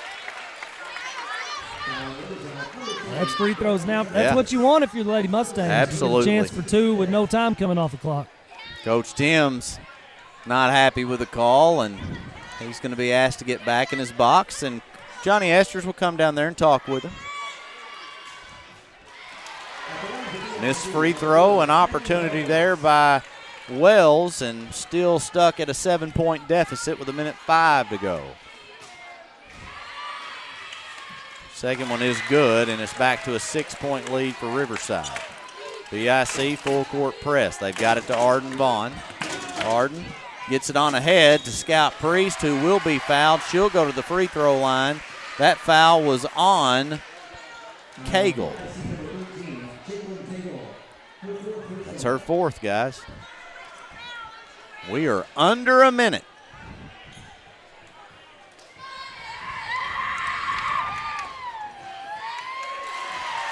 The shooter's touch.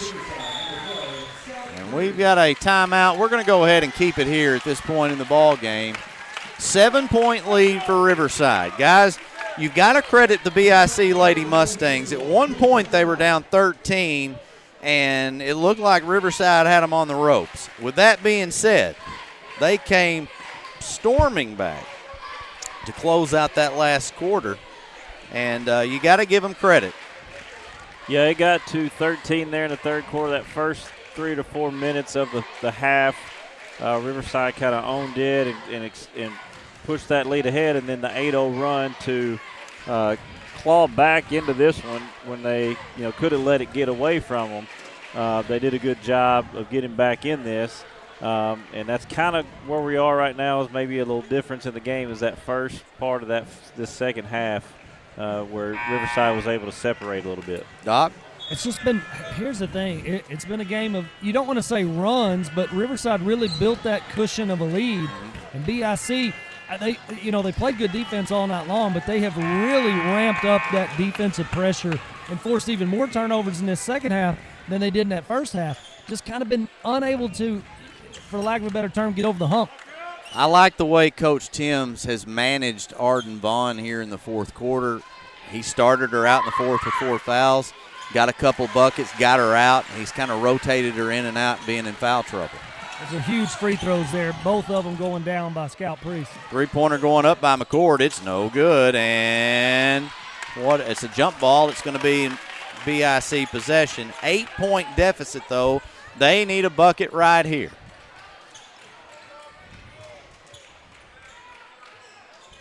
Yeah, they'll look for a quick one. Doesn't necessarily have to be a 3. Nice take there to the rim. And I'm going to say that hit the shot clock. Yeah. I'm not – whether it did or not, it helps BIC, stops the clock, lets them get set up in a trap.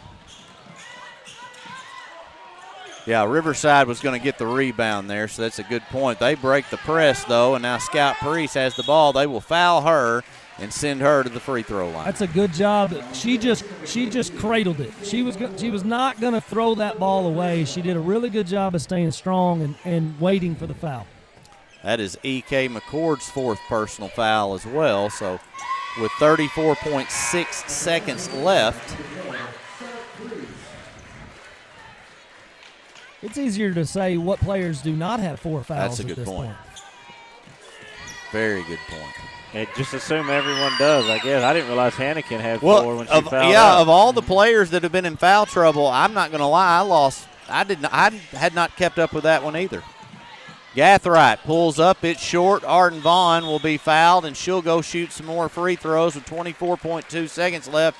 And guys, it's looking more and more like the Riverside Lady Rebels are going to win a district tournament championship here on their home floor in Lake City, and it looks like Jalen Cagle has just fouled out. Yeah, late here in this quarter, this game, we talked about that third quarter run, and but I think late here, BIC's just not been able to get something to fall on the offensive end. They've had a foul to stop the clock, and Riverside's knocking down free throws to extend the lead, but they're not able to get anything to fall offensively to kind of stay in this one.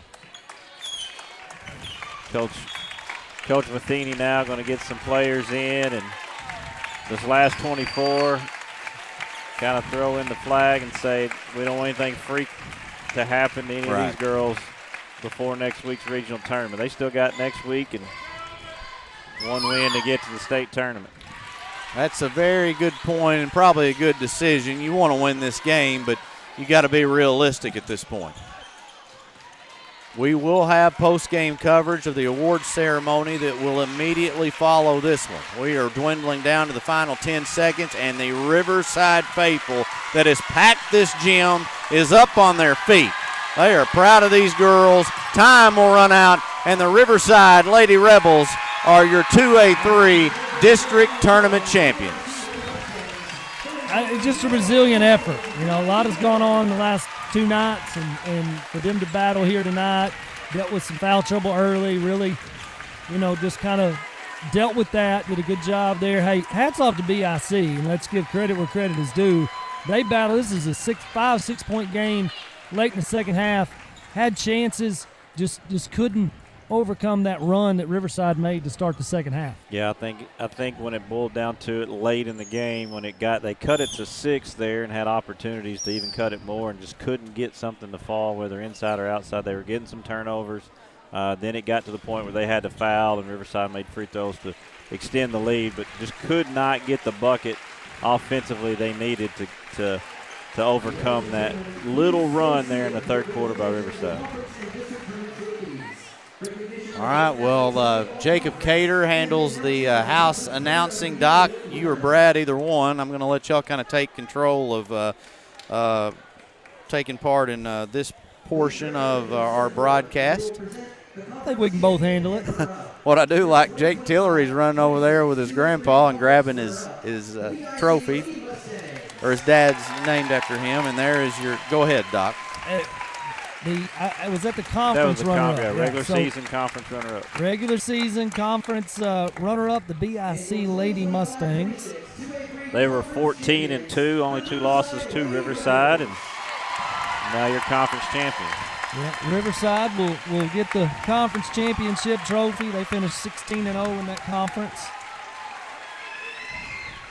These two were the best 2 teams in the conference all year. I mean, they were the best 2 teams in the conference. Coach of the Year going to be awarded to BIC Lady Mustangs coach Trevor Matheny. Very well deserved. Like we talked about both these guys there. Coach Matheny does a fantastic job with these young ladies.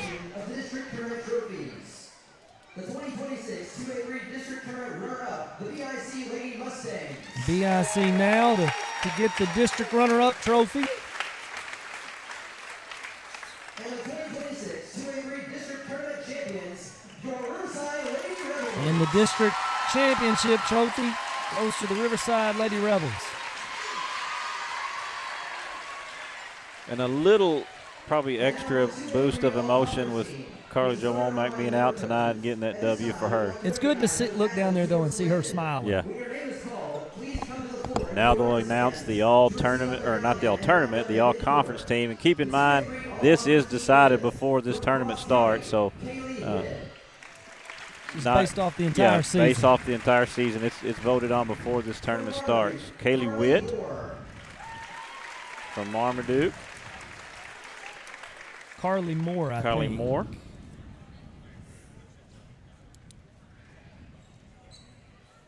From Bay, Kylie Brown. From Bay, Kylie Brown. From Piggott, Brooklyn Langley. Brooklyn Langley from Piggott, the next to be announced. And Libby Brantley. Also from Piggott, Libby Brantley. Also announced, 2 from Piggott. I think I may see one of them coming down. From Corning, Katie Carr. Here's a couple of them. It's a little hard for us to hear. Corning had 2 all-conference selections. Riley Wilburn. From Rector. Riley Wilburn. Riley Wilburn. She's a really good player. Nevaeh Neal was the other Corning girl. Riley Ashcraft. EPC. Riley Ashcraft. Kylie. 4 from EPC. Going quickly. Yes. That was Riley Ashcraft. That was Kylie Henderson. Cambria Williams. And Allison Gaines. And Allison Gaines, I believe, yes. From BIC, Joe Hannikin, Chandler Gathright, E.K. McCord, and Jalen Cagle. All well deserved, but I tell you, Joe Hannikin's been my player this tournament for the most part. Absolutely. He's been unbelievable. From Riverside, Carly Jo Womack, Shelby Clay, Arden Vaughn, Briley Travis, and Riley Akins, all 5 starters for the Lady Rebels. Guys, correct me if I'm wrong. I see Jalen Cagle with a knee brace on. Has she played all year with the torn ACL? I believe that's I think correct. that is the story. That's pretty impressive. Wow, that's really impressive. is. Really, truly is. Tough. That's toughness. Okay, guys, we are going to go ahead and take a Correction, we are not, because there's one more award to give, and Doc, you saved me on that one. Glad we did not dump that out. We got a big award to give. You almost missed it. I know. Thank you. I appreciate it.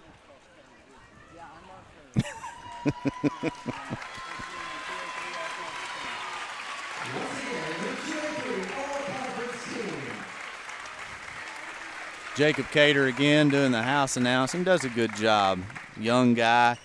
Has been doing this here for quite some time, and he will be missed. I believe after this year, he lives over in the Quitman area, and he'll be taking a job around the No, he does not. He goes to school at ASU. Oh, okay. And so he's moving back towards the Fairfield Bay area. Coach Tillery was an assistant coach at Riverside High School, went on to coach at Green County Tech, Wiener, and was the head coach at Bay High School. While coaching at Bay, he suddenly passed away from a heart attack at the young age of 31. Coach Tillery was a passionate coach, a loving husband and father, and made a great impact on many young student athletes before he passed away in 2003. With us tonight to present this award is Sean's son, Jake Tillery, along with Sean's dad, Wayne Tillery. Always a cool moment here, which, by the way, Jake Tillery has voluntarily helped coach and lead this Riverside team. Has been a big shot in the arm, Doc, for that Coach Tim's and the Rebel coaching staff. Absolutely. He's a great guy. Just really enjoyed visiting with him the last few days. Tillery family, Jake, Wayne, and Debbie, have made it a point each year since 2003 Well, to be at this presentation and show their it's a support, great gratitude, thing to honor Sean Tillery, who was a tremendous coach, and even better person. You won't find a coach in this area or this state that knew him that disliked him. He was just a tremendous person. The school of the winning athlete will receive a plaque which lists all the previous winners. This plaque travels each year to the school where the winner attends and will be hung in the lobby of the winner's school for all fans to see. The individual winner will also receive a plaque for themselves. And now, the 2026 Girls 2A-3 Conference Sean Tillery Player of the Year is Arden Vaughn, sophomore from Riverside High School. Back to back, fellas.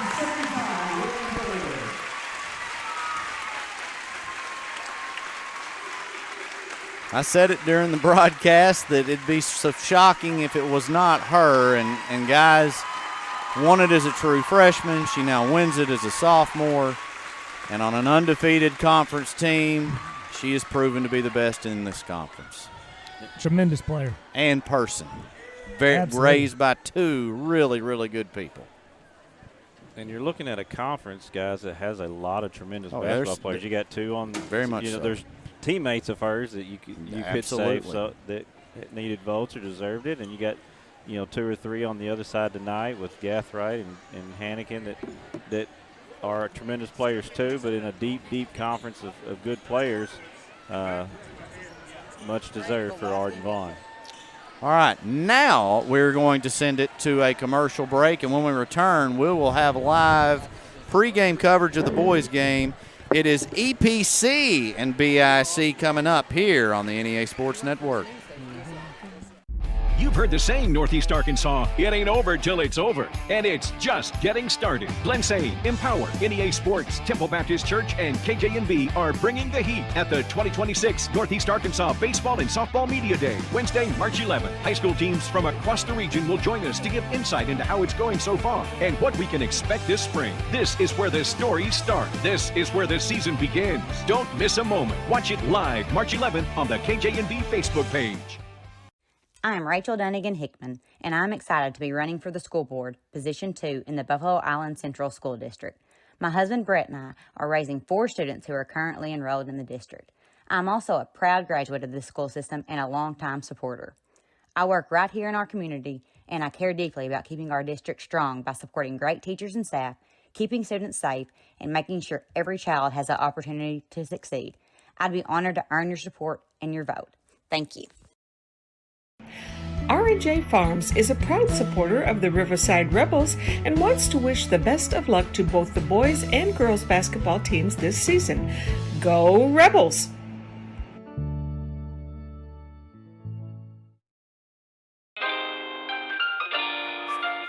Southland Gin Incorporated, located at 900 Highway 135 North in Lake City, Arkansas, is a proud supporter of the state champion Riverside Lady Rebels softball team.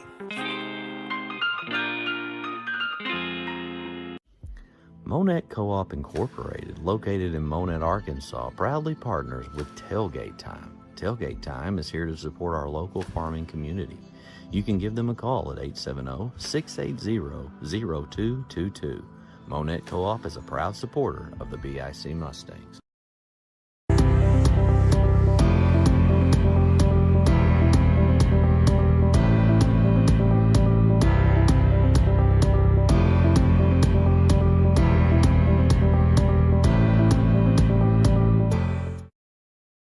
More stories, bigger legends. Season 2 of the Final Jump Shot podcast. Available now on Facebook, YouTube, or your favorite podcast provider. Since 1945, we've been more than just a bank. We've been deeply rooted in communities across Arkansas, growing alongside the families and businesses we serve. We started the Farmers and Merchants Bank in Stuttgart, Arkansas 80 years ago to ensure working folks could borrow money to run their farms, fund their businesses, and build their families' futures. Today, Farmers and Merchants Bank is proud to continue supporting our communities, including our students and athletes. Farmers and Merchants Bank, member FDIC, equal housing lender.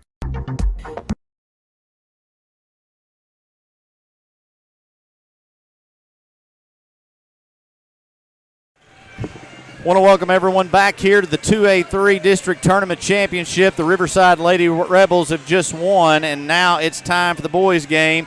Brad, that one is the undefeated in conference EPC Warriors taking on the number 3 seed, and who also, by the way, finished co-conference runner-up.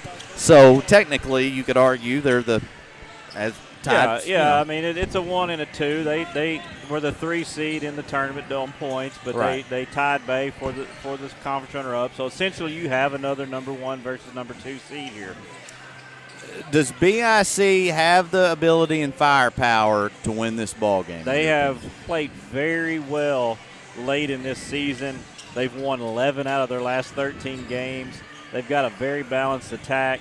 It's going to take some things for them to do. They're going to need to shoot it unbelievably well. I think it starts for them with Leo Contreras, and he's got to have a big game for them and let the other pieces fall as they may. And they got a lot of pieces. They got Leo Contreras, the all-state guard that can go get a lot and does a lot for them. But, that guys like Kel Gathwright's been around the block. Xander Jackson's been very impressive in this tournament. He's a really good tournament. Rylan Hawkins can shoot it. He hit the buzzer beater against Bay. And then you got guys like Braxton Matheny and Jake Hurst that are just doing, garbage bin things like picking up the toughness underneath. And then Cord Kirby's giving them good minutes off the bench. They've got a lot of different weapons, but it's going to take a lot of things to go their way tonight to face a team that's kind of geared for this time of year. Chip Lane was on the broadcast last night, has watched this team certainly more than any of us, and he said they don't have to play a perfect game, but they may have to play their best game they played all year. And if you look at now, EPC has really dominated the year as far as going undefeated in conference, but there's been a lot of close games. And if you look at their run the last 2 years, this is the first year they were conference champions, and they've won a lot of close games. So it's not like they may come out and win this thing by 30. BIC is going to be able to be in it at the end. It's just going to be who's going to make a play at the end of the game. And they've got a lot of different guys that can do that for them. All right, we're going to send it to commercial break. When we return, we'll have a quick interview with Coach DeMarcus Thaxton and take a look at the EPC Warriors here on the NEA Sports Network.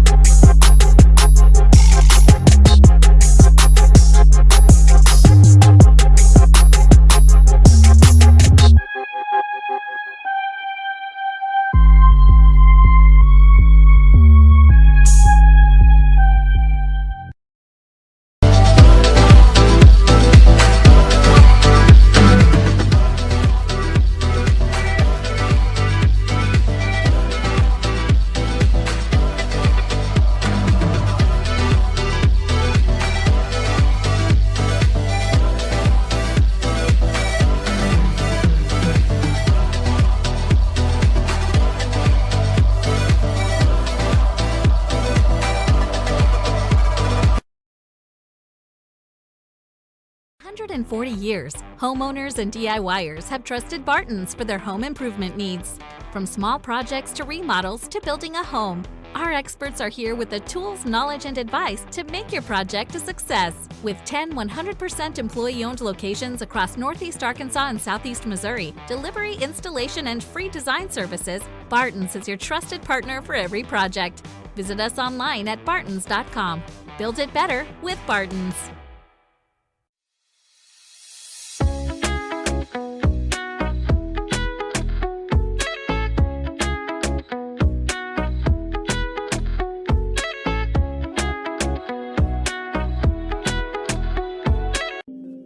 Lakeside Health and Rehab has one goal, and that's to provide effective patient care services to your loved ones. We are a group of healthcare professionals specializing in providing required rehabilitation and healthcare services to your loved ones. Lakeside Health and Rehab.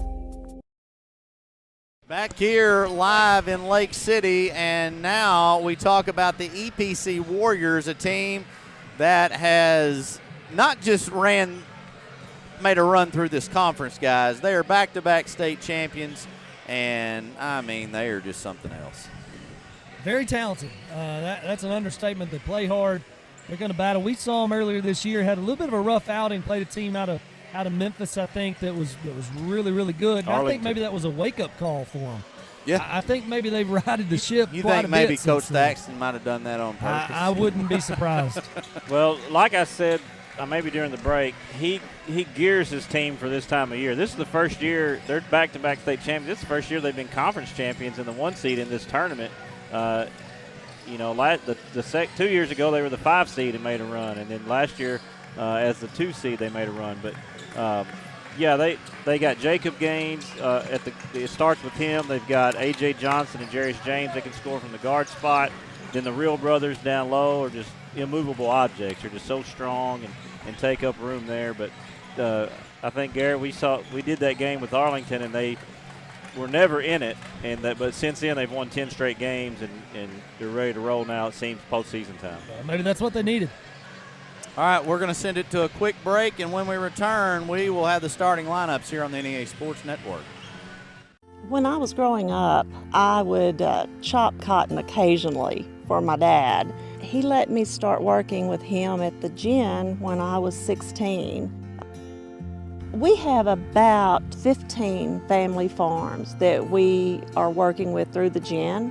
A lot of those are descendants of farmers who helped raise me in the cotton gin, and now I'm starting to see the 3rd generation.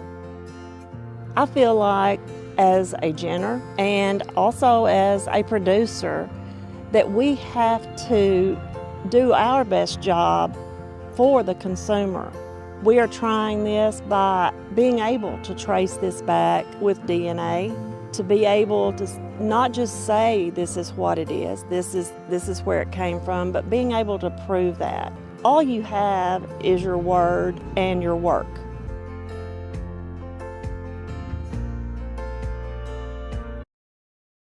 We have returned here to Lake City, and very close to tip-off. Jacob Cater, house announcer here at Lake City, who's done a tremendous job over the last 2 to 3 seasons for them. I believe could be calling his last one here, so big thanks to him for all he's done and taking over my chair from many, many years ago. I've really enjoyed talking with him. So we're ready to roll here in Lake City, starting lineups. And, Doc, it's always your time to shine, and not just from the top of your head. Starting lineup for the BIC Mustangs. Number 0, Xander Jackson. Number 1, Leo Contreras. Number 3, Cale Gathright. Number 4, Braxton Matheny. And number 14, Rylan Hawkins. Head coach Taylor Lane finishes the 3 seed in this conference. A very tough conference. They'll be the visiting team on the scoreboard tonight. Starting lineup for the East Poinsett County Warriors. Number 00, Doug Reel. Number 3, A.J. Johnson. Number 4, Jacob Gaines. Number 24, Ashton Reel. And number 12, Jarius James. Head coach Jamarcus Thaxton. They finished the top of that conference. They won the conference, like you said, first time probably in a little while, but back-to-back state championships for the East Poinsett County Warriors. They'll be the home team on the scoreboard. White trimmed in red and black. BIC in the dark gray trimmed in navy. One thing I've noticed, they've abandoned I haven't seen them wear the navy blue jerseys. I think they went strictly gray. Unless they've worn that jersey 2 nights in a row, so I don't think they have the navy blue anymore. Superstition, maybe. Maybe, could be. I don't know. It is EPC winning the opening tip. JT Schwartz, Terry Bumpers, and Blake Kibbins, your officials. Real tried to score, no good, and it's going to be BIC basketball. Guys, how important is it for BIC to get off to a hot start? Well, it's very important. If you can play from ahead against CPC, you have a much better chance. They just guard you so well, and they're just up and down and really efficient on both ends of the floor. So you need to jump out to a lead if you can. Yeah, they're going to need to take care of it, knock down shots when they got them, just like this. And a good start for Xander Jackson. About as good a start as you could hope for. Xander Jackson with a massive game last night, played so well for them in all facets of the game, and he starts things off with a 3.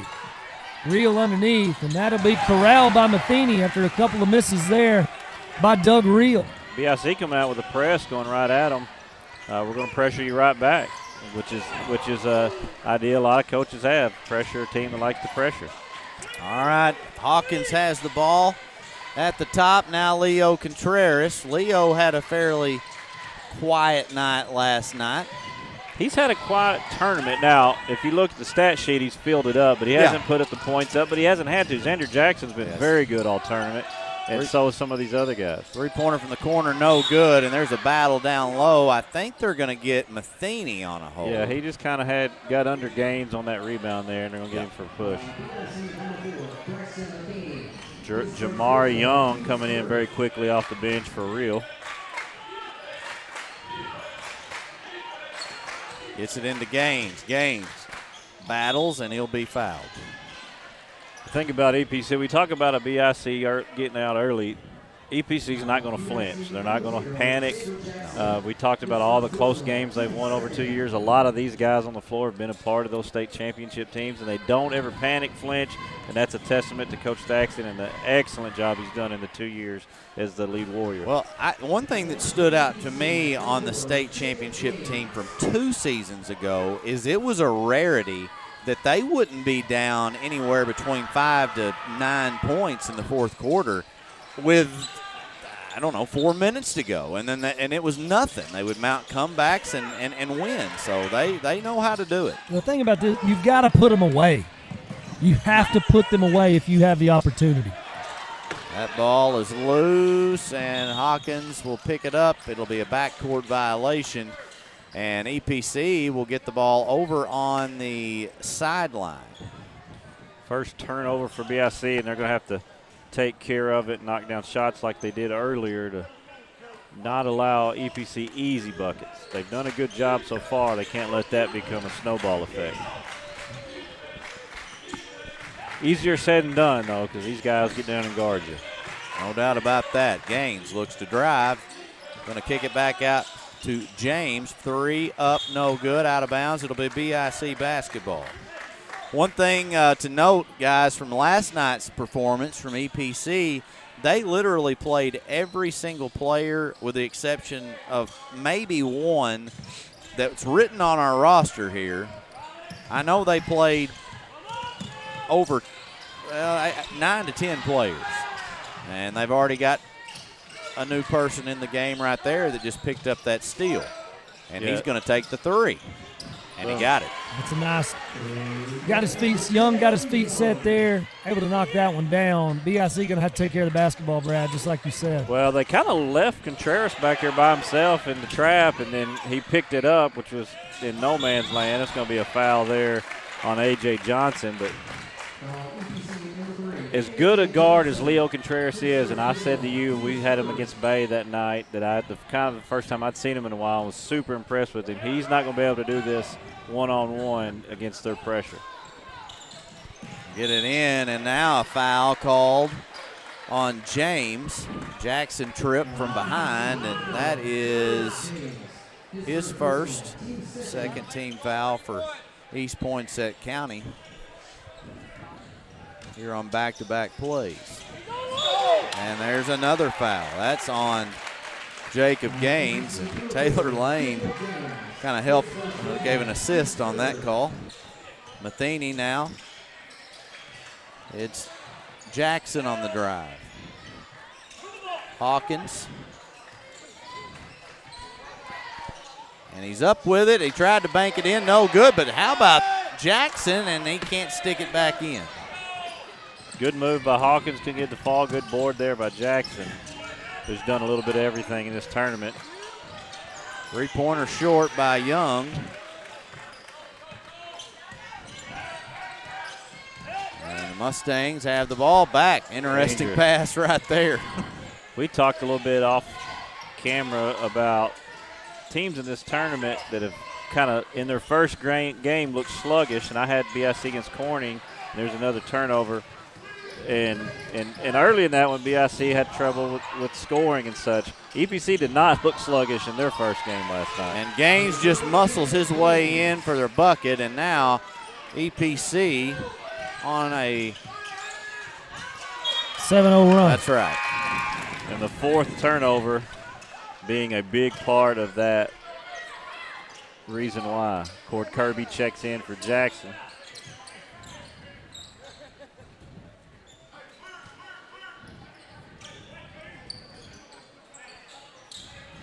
Box, well, out of bounds. We'll triple stack, trying to go one-on-one with Gaines. Good job tying up there by Kirby. Gaines still comes away with it. Goes and gets his own board. They're going to say it was on the rebound, not the shot, though. I'm going to tell you, somebody's going to have to match Jacob Gaines' physicality, at least close. If he gets it inside right there, if they can't match that, it's going to be a long night. Into Ashton Reel, who will be fouled by Matheny, and he'll go to the free throw line to shoot two. I think that's two on Matheny, and they caught him sleeping. Reel just kind of slipped behind him and drew the foul. Talked about their physicality, Garrett, that not only are they two-time state champions, they're three straight football state championship games. So strength and physicality is a big part of their game. They don't lack in that. That's 3 fouls, though, here less than halfway through this first quarter on Braxton Matheny. That will be a factor. Real short on the shot. It's tipped up in the air, and a good job to pull that down by Cord Kirby. Kirby looking to push it on ahead. Kirby will have to slow up and maybe set up the offense here. Walters is going to kick it over to the corner. Three-pointer by Hawkins, and it's good. And that is a guy they need to get going here tonight. You talk about a shot in the arm right there. No response. He's not listening. No, that's copyright infringement. That's what it is. And a turnover on this way. Good. And that's Hawkins on defense there, forcing the turnover. Got another substitution coming in. Another player there for EPC, Drake Williams. And like I said, guys, Coach Thaxton not afraid to use his bench. Three-pointer by Hale Gathright is good. I'm going to tell you, I talked to assistant coach Andrew McFarland of the Mustangs before this game, and I said, what's the key tonight? And he said, shoot it really well. They've hit 3 threes here in the opening quarter. And that's a big key, and they got a lot of guys that can, so if they get hot, that's going to be one way they can. That's good. The three-point line is the great equalizer. Three-pointer from way out by Williams. It's short, and a good rebound by Hawkins. Hawkins has it knocked out of bounds, but it will be BIC basketball. And right after last night's Bay BIC game, Kale's dad came over, had a conversation with our color guy, Chip Lane, and talking about performances and that sort of thing. Kale had been coming back 3 games back from an injury. Three-pointer by Gathright, and he is money. Hey, his ankle ain't bothering that shot, let me tell you. Point I was about to say was, Chip said to his dad, we got to get him going, and his dad said he will get going. And I think he has at least so far in this he's first going quarter. right now for sure. The father knows best. He caught those two with about by himself down there, no hesitation, and that one from pretty deep with no hesitation. You could just see the difference, I think, in his demeanor. When he sees a shot go in and then he sees a second go in, it's just different. And I mean, you get a hand in the passing lane. Hey, he might knock down 4 or 5 here early if he gets some open looks. EPC's going to have to find him in transition. Drive, and they're going to call a foul. No bucket. That foul, it was called out in the front court, it appears. Although they're going to let them take it out of bounds underneath. That's 5 fouls already. I'm going to shoot a couple. Yep. Matheny has 3 of the 5. That one was called on Contreras, and there's one other BIC Mustang with a foul. Normally they have the points and foul board going, and they've not had that in this tournament. I think they had some scoreboard issues on night 1. The first night I worked, there was a little bit of a delay. Yeah, delayed a little bit because they had to switch the boxes out. I don't think that box allows to do both. They may have to use that box to run the actual scoreboard. Makes sense. Okay, BIC with the 2-point lead here, 2:17. It was 7-3. EPC was on a 7-0 run, and Doc doing the math, that's been a 9-3 run since then. BIC matched that with a 7-0 run of their own. It was 3-0, 7-3, 10-7. So BIC now, since that time, 7-3, they are on an 11-3 run. Drive to the hole, no good. Tipped up in the air, and that was going to be in favor of BIC. Mustangs would love nothing more than to win a district championship here at Lake City on a rival's home floor. And at least early in this one, they have a lead. Walters. And now Hawkins fires away. Fire is right. They are on fire. 5th 3 of this quarter to open it up for the Mustangs. Well, it was hot in here last night. It's not as hot tonight, but nobody told BIC not to be on fire. Well, hey, 17 first quarter points with 1:20 to go still. And, I mean, there was a little bit of a scoring drought there for a minute, but they have absolutely caught fire, guys. And it reminds me of some old school BIC teams that could really light it up. Doc, you played against Brad, you probably played against a few of them as well. Absolutely. Well, Doc and I sat at Bay that night. Rylan Hawkins got hot a little bit, and if you got a Hawkins in a BIC uniform, you better find them. I think I've said that about 3 or 4 times now. I'm going to keep using it until everybody gets tired of it. They cross the bridge, they're in range.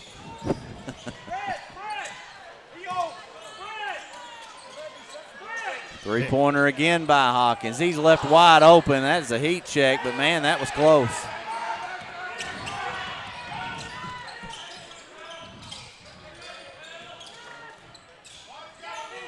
Under a minute now, a 17-11 lead for BIC. Gaines. It's kicked out for 3 from Reel, and it's no good, but look who it is.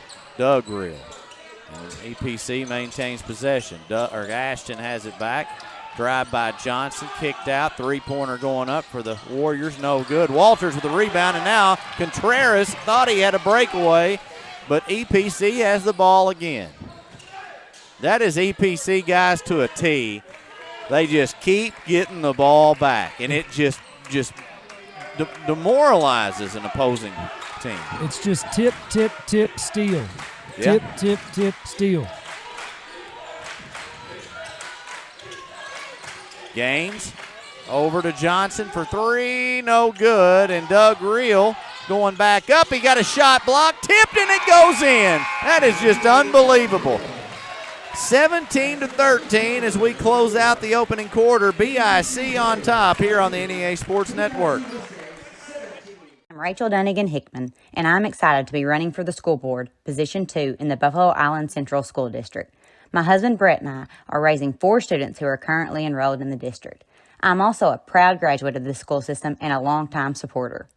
I work right here in our community, and I care deeply about keeping our district strong by supporting great teachers and staff, keeping students safe, and making sure every child has the opportunity to succeed.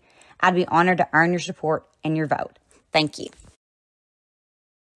We have returned, and the Dr. Garrett Weaver's having a bite of food from the old hospitality room. Doc, tonight the special was, I don't think I've ever, Brad, you've been to a lot of hospitality rooms over the years. That's not a fat joke, by the way. That's because you've coached for many years.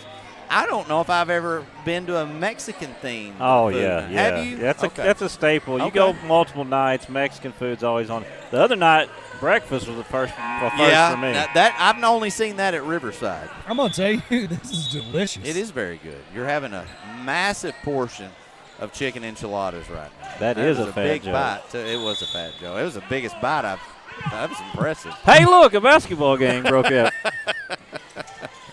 It would be uncharacteristic like for us not to bring up the hospitality room, but we're done with that. Good job by Riverside. All right. Second quarter is underway. Three-pointer from way out. Kel Gathright was nearly in the stands of the Riverside fans.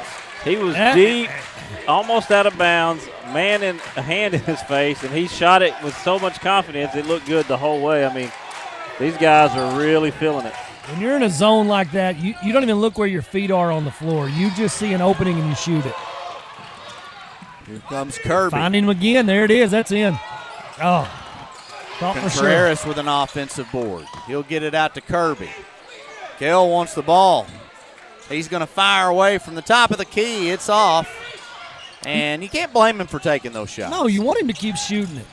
I mean, he hit it from the roof just a minute ago. Three-pointer going up, no good.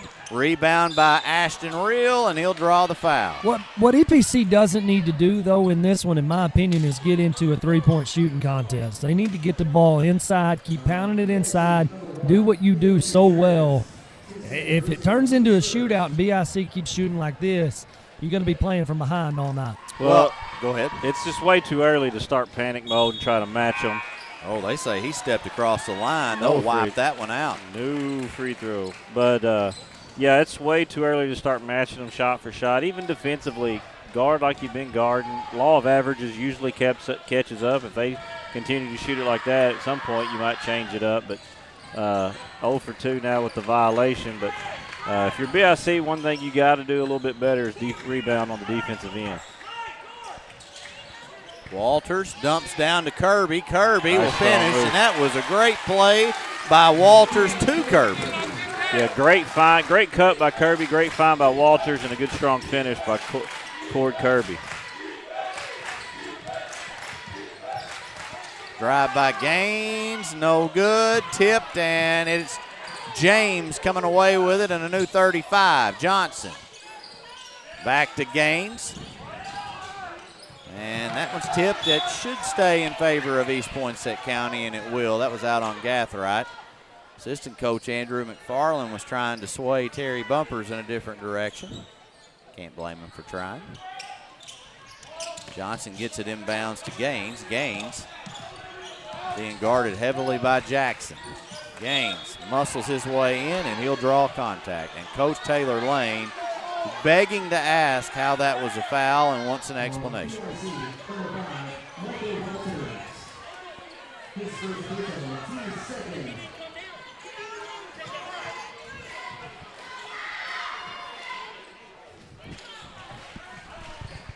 I hope Coach Lane wore deodorant. Because right there, Blake Gibbons was in his armpit.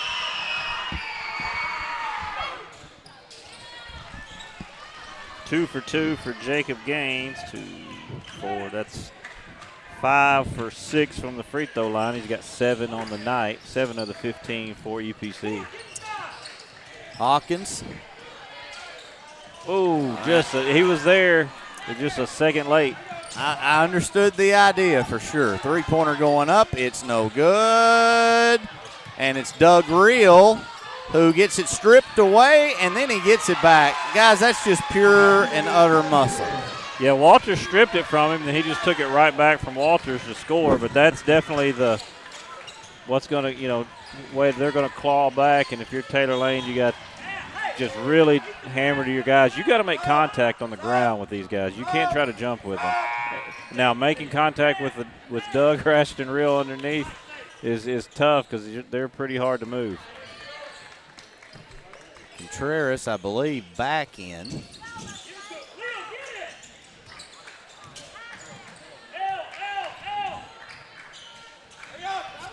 Contreras looks to drive, nowhere to go.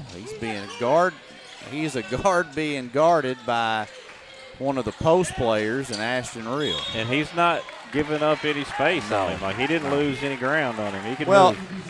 That's one thing that has impressed me so much about Ashton and Doug. I mean, they're big dudes. They're offensive, defensive linemen. Typically, when you think about that, I said this last night to Chip and Garrett, is that you think, okay, well, they're going to be slow, but they are deceptively fast. Very athletic, great hands and great footwork as well. They don't run out of gas.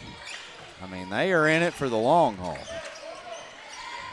They have been fun to watch over the last 3 years. Down to 15 on the shot clock. Cord Kirby has the ball. And now Contreras will look to drive, and it is a loose. Somehow BIC maintains possession. 5 on the shot clock. Kirby will bank it in. That's a big time. He didn't ever lose his cool. He never lost his head. Got the ball back, deflected. That was a really good offensive possession. What looked to be a breakdown turned into a layup. Yeah, pressure running at him. He just went right back to him, and there's an answer there by Jacob Gaines. Well, guys, actually, that possession reminded me a lot of typical EPC possession, if we're being honest. Kirby back out. Walters, very unselfish player is Walters. He very much understands his role on this team. Coach Lane has been very complimentary of him. Three-pointer from way out, no good by Kirby. Rebound Gaines. Gaines looks to drive. Gaines kicks it out. Now Ashton Reel. Now we got a three by James, and it's buried. And it is a 2-point basketball game. Just kind of what we said earlier. EPC hasn't panicked. They've kind of stayed the course, kept their game plan, and now they're right back in this thing. Well, I've never personally witnessed them panic in any basketball game, and I don't see it happening in this postseason.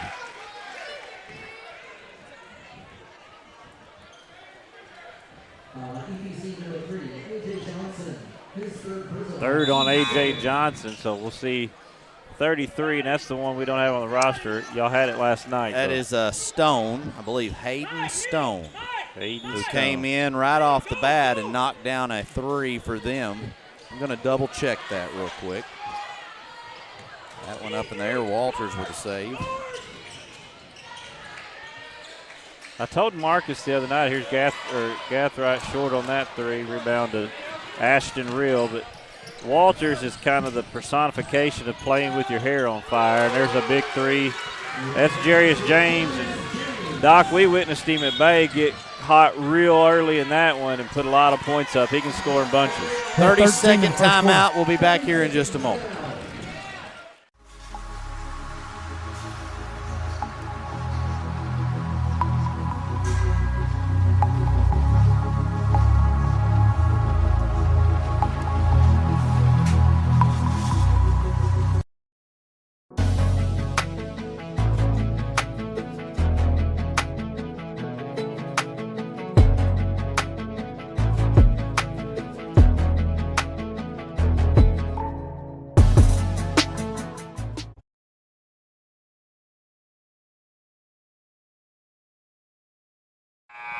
We have returned here to Lake City, Arkansas. 2A-3 District Tournament Championship. Dr. Garrett Weaver, Brad Davis, I'm Ryan Fletcher. In a 1-point lead for the EPC Warriors. And guys, BIC had a had extended a decent-sized lead, and now it's the Warriors that have come roaring back. Well, what we were saying before the break there, and Doc can give you some more information on. We had EPC, their first game of the year. They played in the state finals on Saturday. No, it was a Friday, wasn't it? On a Friday afternoon, and then played Bay in their first basketball game on Monday. And that's going to be a hooking call going against BIC, but well, that's the second time I've seen that called. It was in the last game and this game, and I don't get that. But on this end, Jarius James has hit back-to-back threes, and in that Bay game, he came out scorching, so he can put points up in a hurry. He had 13 in the first quarter, and at one point I think it was 13-12, James versus Bay. And there he is again. Misses that one, though. BIC's got it. They can't bat it around. They got to go grab it. There's another offensive rebound. That's about 5 or 6 opportunities on this possession.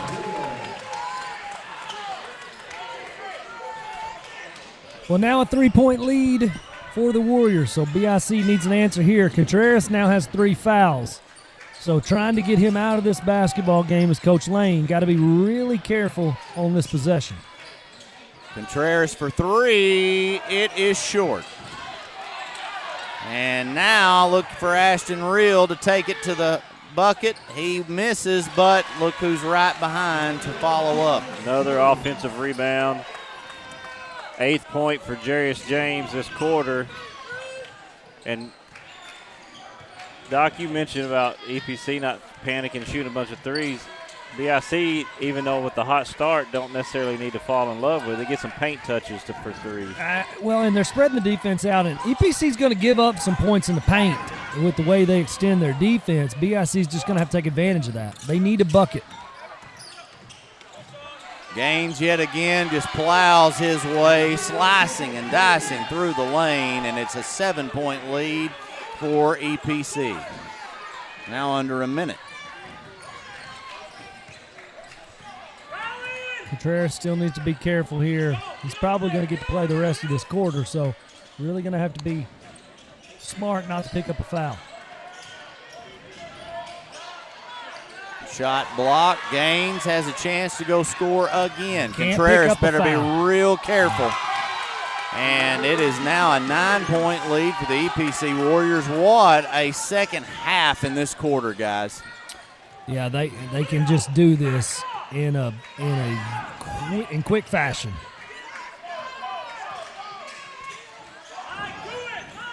Contreras over to Jackson from way out. That's no good. And Cord Kirby they're going to say he was out of bounds.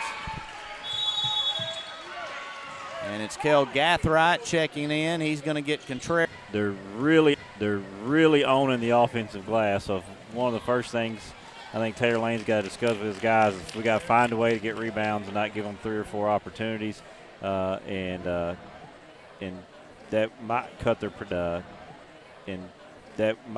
production down a little bit. But just a very EPC style first half there, where they didn't panic getting down and then just kind of clawed their way back to a 9-point lead. All right, we are going to go ahead and send it to our halftime break. We'll be back here in a moment on the NEA Sports Network. You've heard the saying, Northeast Arkansas, it ain't over till it's over. And it's just getting started. Glensay, Empower, NEA Sports, Temple Baptist Church, and KJNB are bringing the heat at the 2026 Northeast Arkansas Baseball and Softball Media Day, Wednesday, March 11th. High school teams from across the region will join us to give insight into how it's going so far and what we can expect this spring. This is where the stories start. This is where the season begins. Don't miss a moment. Watch it live March 11th on the KJNB Facebook page. I am Rachel Dunnigan Hickman, and I'm excited to be running for the school board, Position 2 in the Buffalo Island Central School District. My husband Brett and I are raising 4 students who are currently enrolled in the district. I'm also a proud graduate of the school system and a longtime supporter. I work right here in our community, and I care deeply about keeping our district strong by supporting great teachers and staff, keeping students safe, and making sure every child has the opportunity to succeed. I'd be honored to earn your support and your vote. Thank you. R&J Farms is a proud supporter of the Riverside Rebels and wants to wish the best of luck to both the boys and girls basketball teams this season. Go Rebels!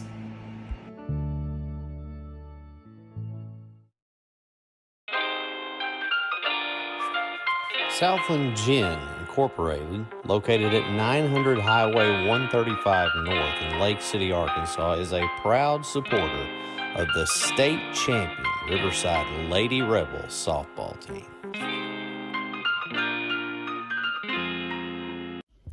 Monette Co-op Incorporated, located in Monette, Arkansas, proudly partners with Tailgate Time. Tailgate Time is here to support our local farming community.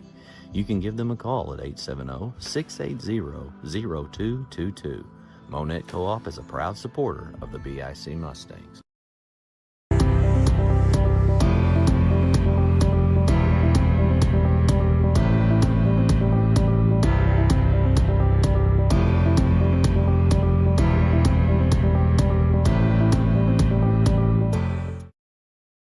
More stories, bigger legends.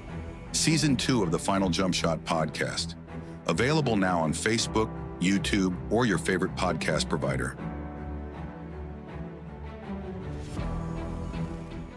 Since 1945, we've been more than just a bank. We've been deeply rooted in communities across Arkansas, growing alongside the families and businesses we serve. We started the Farmers and Merchants Bank in Stuttgart, Arkansas 80 years ago to ensure working folks could borrow money to run their farms, fund their businesses, and build their families' futures.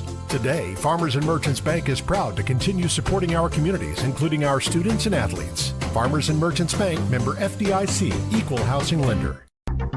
Milligan Heating and AC works to serve the Northeast Arkansas community in meeting all of your HVAC needs. Give Justin Milligan a call at 870-243-2820. Central Dealerships is not one to brag, but actually we are. Central was awarded, yet again, General Motors Mark of Excellence. We have the perfect ride waiting for you and exceptional service. So find your next vehicle at a Central dealership today. For 140 years, homeowners and DIYers have trusted Barton's for their home improvement needs.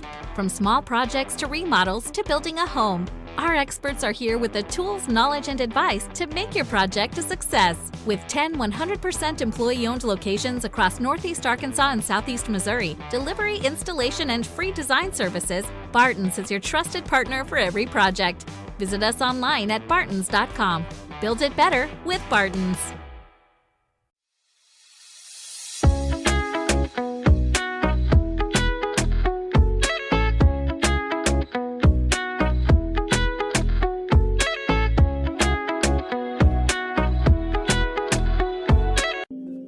Lakeside Health and Rehab has one goal, and that's to provide effective patient care services to your loved ones. We are a group of healthcare professionals specializing in providing required rehabilitation and healthcare services to your loved ones. Lakeside Health and Rehab.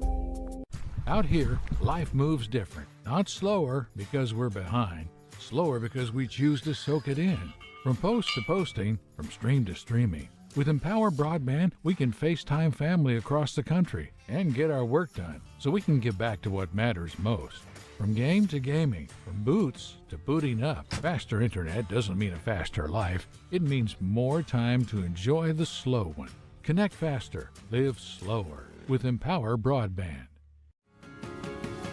From the first seed to a full harvest.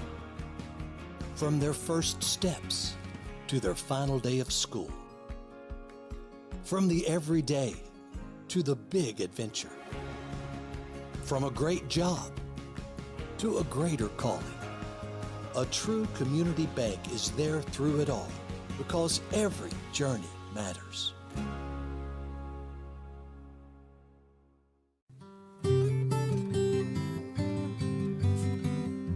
Life is filled with important moments.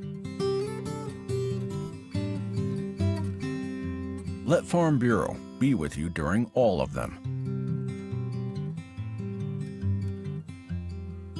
Our team is part of your community.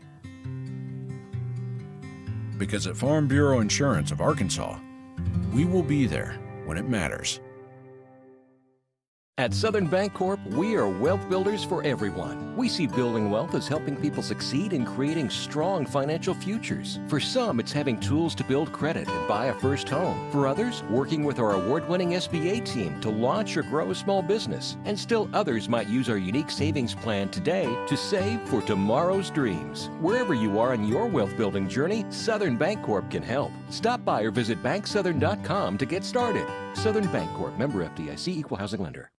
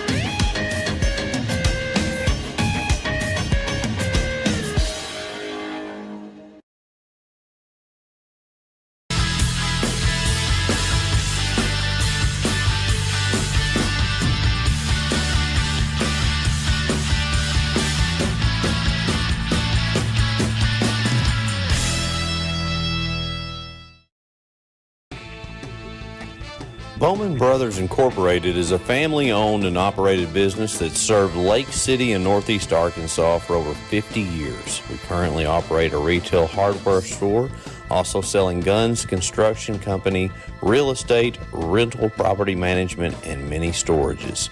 Located in Lake City, Arkansas on Highway 18, Bowman Brothers proudly supports the Riverside Rebels.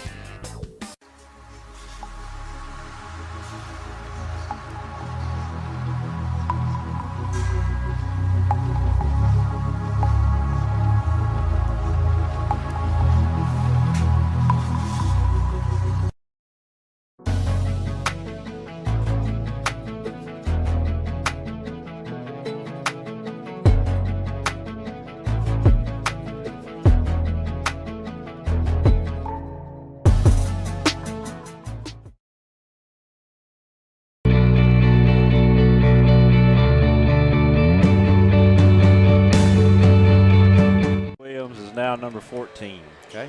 We have returned here to Lake City, Arkansas. EPC leading this one at the half, 33-24. And Brad, a game that saw a series of different runs. EPC was up 7-3. Then BIC got hot from three-point land, got up around 18-10-ish. And then after that, EPC went on an absolute tear. It was actually a 23-6 run. They are very, very talented. Well, they own the offensive glass to begin with. That's something that got them back in the game, get multiple opportunities. They got some outside shooting going with Jarius James got hot, hit a couple back-to-back, but just this right here where they're giving the ball to Gaines and letting him work to get in the paint and then rebounding and dishing from there is kind of what they've been doing. BIC got hot and then went on a long stretch where they couldn't see one to fall. So they'll need a big run here to start this half to kind of stay in this thing. Gaines will draw a foul, and somehow that went in. My goodness gracious. So he's going to go for the and one, and that's a great way for the Warriors to start off the second half. And, you know, one thing that we discussed last night that makes them even more dangerous, and it's something that I don't feel like they had last year, was a lot of outside shooting. There's several outside shooting weapons on this team, which also really opens the door up for Gaines to drive, because if they start guarding against that, he dishes it out for some three-pointers. Nice pass there to Kirby, who had it stripped, chased down by Ashton Reel. Going to go down low to Doug Reel, and he's got it for two. And EPC picking right back up where they left off. They've definitely settled into this one. His 4th point of the game, he had 8. I have him for 8 rebounds at the half, and that I might have lost count on the number of offensive rebounds. He may have more than that. And Doug's all by himself. He's going to think about dunking this one. Maybe not. He'll lay it in for 2. He's going to take it easy on the glass there. On the rim. Not the start the Mustangs needed here, trailing by 9. A quick 4-0 spurt by the EPC Warriors. 6-0 run.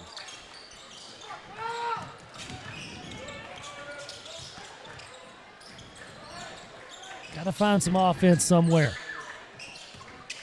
Drive by Kirby, and they got it. There it is. Start, yeah.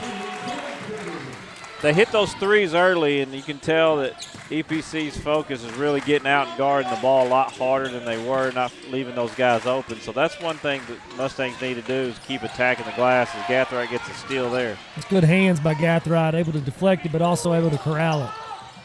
Finds Hawkins. Hawkins pulls up for 2, and it's an 11-point game. So BIC, trying to get a little something going, and that is almost an unforced turnover. Jackson had a little bit to do with it.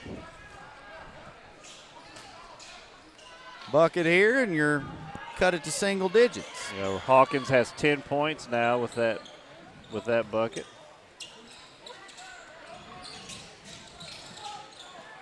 Get a good look here, get something to the paint, to the rim, maybe kick for a 3.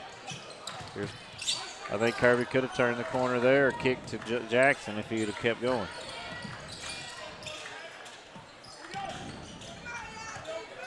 Contreras yet to score. Probably need him a little bit more assertive in this half. Going to go inside, back out. No, he'll drive baseline and runs into a brick wall. And it'll stay in BIC possession. Taylor Lane wanting Xander to shoot that ball right there in the corner. He was wide open and took it into I'm surprised because, guys, that's what it's like running into. I've asked a couple of guys over the years, what's it like to have to try to block out or guard or be guarded by one of the reels? And they say it's almost impossible. They'll get it inbounds to Kirby. Kirby with a shot up, and he will get fouled. And he did. Yeah. I was thinking bad shot, then I looked up, and there was only 2 on the shot clock, so he had to give it up. And I had lost track of that myself and thought it was a interesting shot selection. What I couldn't see, Brad, are we shooting 2 or 3 right now? I think it's a 3. I think it is 2. He can shoot it. It is 3, confirmed by. This is a potential large swing. It was a 15-point game. Even if he just hits his second one, it's down to 9. So you can cut it into single digits. That looks a whole lot better than a 15 or 18-point deficit. Yeah, you're kind of back where you started from, and you can go from here. Got that one. He was frustrated on the second miss. And back to you guys. You guys mentioned a 9-point deficit. EPC. 2 for 3 there. He's got 8 in the game. Does Cord Kirby.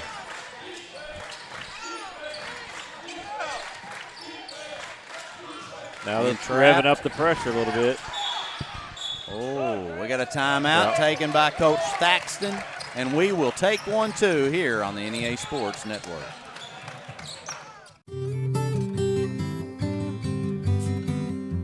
Life is filled with important moments. Let Farm Bureau be with you during all of them. Our team is part of your community. Because at Farm Bureau Insurance of Arkansas, we will be there when it matters. At Southern Back here, and Lake City, Arkansas, and EPC leads at 39-30. So we are at the 4:51 mark in the third quarter. Lots of basketball left to play in this game. The old 6-0 run by BIC to kind of get back in this after a 6-0 run to start the half by EPC. Thought about the three, will pass, and now Johnson takes a shot that will be hung up, jump ball, BIC basketball. That's what they call a wedgie. A wedgie. I don't like the rule that it goes to the possession arrow. I'm just going to say it. What do you think? Other way. Okay. You shoot it that bad, you should not get the ball back. I mean, that's a good point. That is a good point. It's a miss. In fairness, it's a miss. Yeah. Let's petition it for it. I don't know. Yeah. I get why, I guess. No one has possession of it. You're saying, especially like you got two reels in the paint and you're not giving them a chance to get it. And a stick back for BIC, and now it's down to 7. That's Cord Kirby, 10 points. Huge spark off the bench. He actually started this half on the floor because of what he's done to provide the spark for the Mustangs. I think that goes back to last night, too. He was really big in that game last night, and that carried over again into tonight. There's Jacob Gaines, though, and that will eat you alive. Guys, I can't tell you how many times that you see a three that's long from the corner, and the percentage of time EPC gets an offensive board off that. I mean, I can't tell you how many times I've watched it in the last 2 nights. Yeah, that's 15 for Gaines, 8 rebounds for him. Reel's got 8, but they read it so well. And that's an art. Yeah, that's an art to watch the ball as it's shot and just kind of read it where it goes off the rim. I mean, I can think of 6 or 7 times off the top of my head between tonight and last night that I've witnessed that happen. So it's almost like your three from the corner, hey, if I make it, it's great. If not, I'm going to get 2 out of it. Good play on the inbounds, and Jackson's going to get fouled. Somebody lost Xander Jackson on that and then fouled him from behind. Fouls on Doug Reel.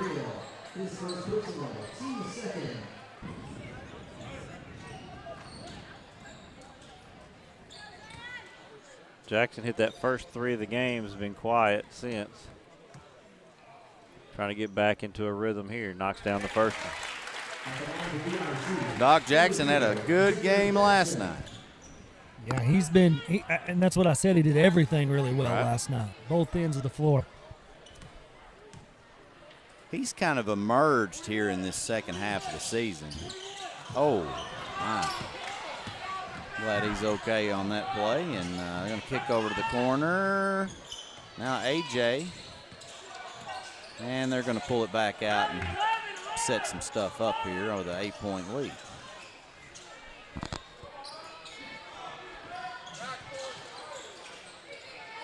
Down to 13 on the shot clock. Gaines going to do what he does best.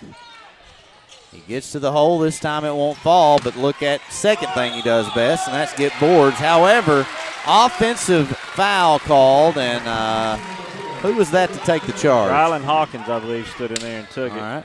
That was a really good job because at that point, you either have to draw the charge or you're giving up the bucket. Right. So good job of hanging in there.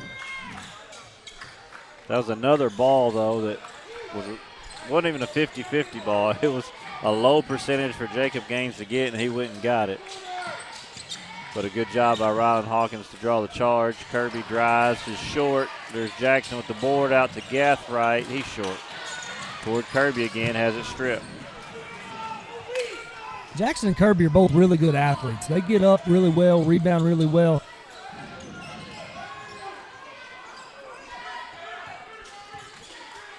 Going to go inside to Doug Reel. That's swatted away, and a good job by Kel Gathright there. Here comes Kirby. Kirby to the bucket. Nice move. He got a shot blocked. Now Jackson's going to try to go. This time it falls in. That's a strong finish. Yeah, it was. He gave the pump fake, but Gaines didn't go for it and still goes up with maybe a little bit of contact there and finishes through it. Johnson, good athletic move. Couldn't quite finish. Here comes Contreras in transition. Bucket right here. Contreras will contest the shot at the very minimum. I don't know if he got a piece of it or not, and that one is just thrown way, way out of bounds. Yeah, Gaines bothered Contreras there. I don't think he got a piece of it. He just changed and altered his shot for the way it was. K8 here tonight as they were last night. Brad, you made a good point. This is probably the only district final left because I think everybody else is finished. Yeah, 1A finished last night. Earl girls and Mark Tree boys went in their district tournaments. And Mark Tree boys. Yeah. There's a bucket. Vander Jackson again. Hold up here. I just hearing that too. That's how about Never that? count out Barbara Wilburn. No. Wilburn Covington, I should say. Yeah. But never count her out. That's impressive. But let's don't take away Xander Jackson. Huge play right there. Great play. And how about the fact that the BIC Mustangs are now 3 points down after being down 15? Yeah, it was 39-24, 14-2 run right here by the Mustangs. Couple turnovers by EPC, and then the Mustangs have rebounded much better in this quarter on the defensive end. Gaines will look, and they've done a good job of cutting that off here in the last few minutes as well. Kirby. Stolen away by Kirby. Kirby's got a task at hand, and he will get fouled, and I think it'll be called on Jacob Gaines. Kirby and Jackson are everywhere right now for the Mustangs. They're everywhere. Yeah, rebound, handling the ball, scoring the ball, got a steal there, playing with a lot of energy.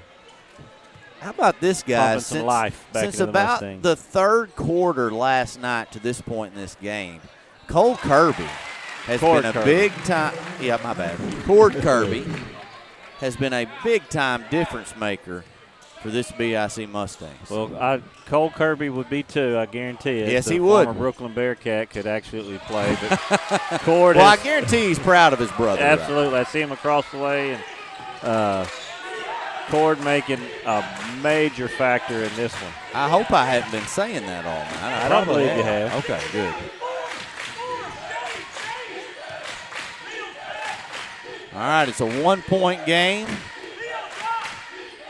It's about a 12-second differential between the shot clock and play clock. Three-pointer from the corner going up. It is short, and a rebound by A.J. Johnson. Ball is loose. Taylor Lane is begging for a timeout. He's not going to get one.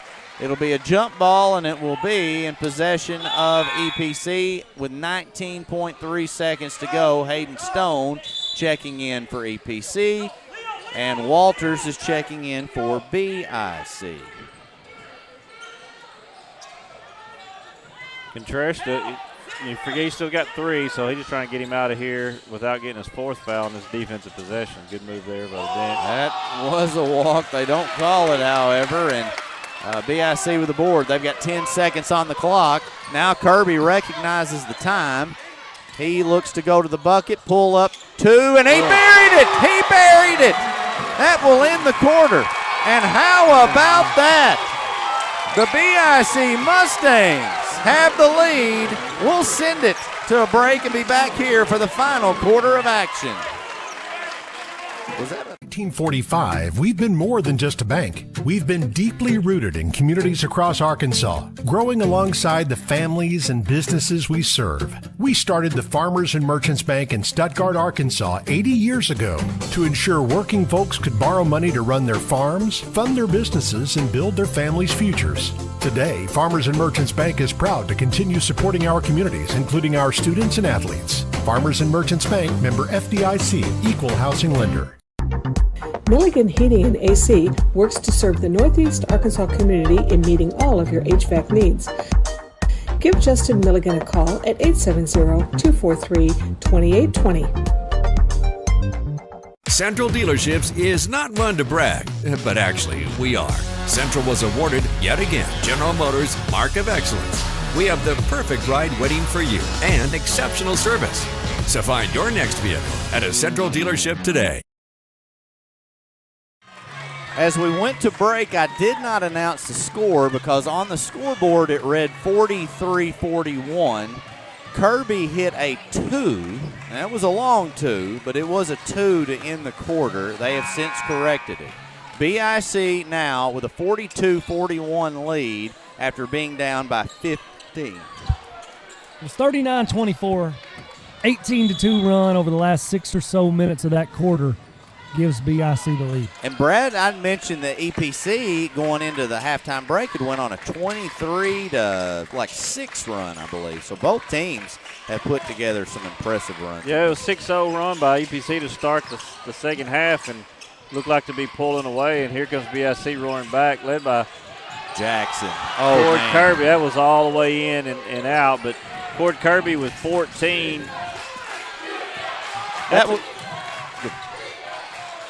Doug Reel knocks it down for 2, and he'll go to the free throw line. Jackson didn't quite finish on that play. What was impressive about the entire thing is I've now seen him 3 or 4 times tonight go toe-to-toe with Jacob Gaines. That's pretty impressive. I said early in the broadcast, someone has to match the physicality. You're right. And Xander Jackson has done it. He certainly has.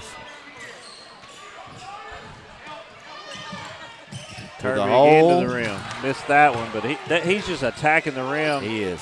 And he's going against Gaines a couple times, just taking it right to him. Loses out on the run out, and that's off Johnson's head out of bounds. I want to say this too, and I don't want to jinx the 3 out there, but I feel like this game has been very well officiated for the most part. I completely agree.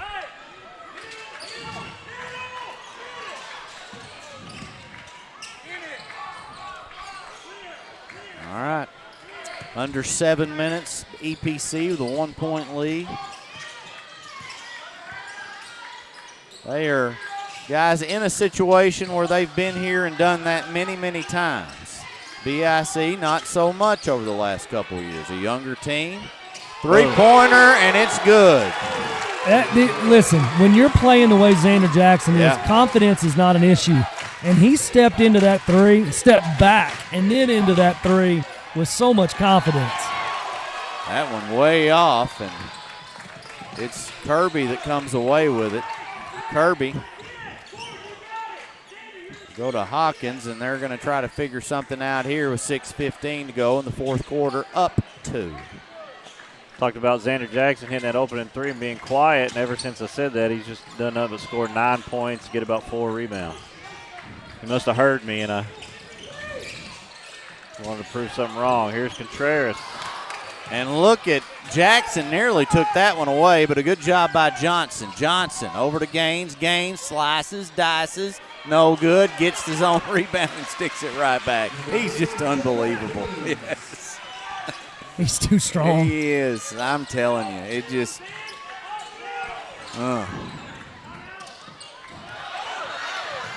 Hawkins, and he gets a shot blocked and a save. Gets it to Gaines. Gaines on ahead to Johnson. Johnson lays it in.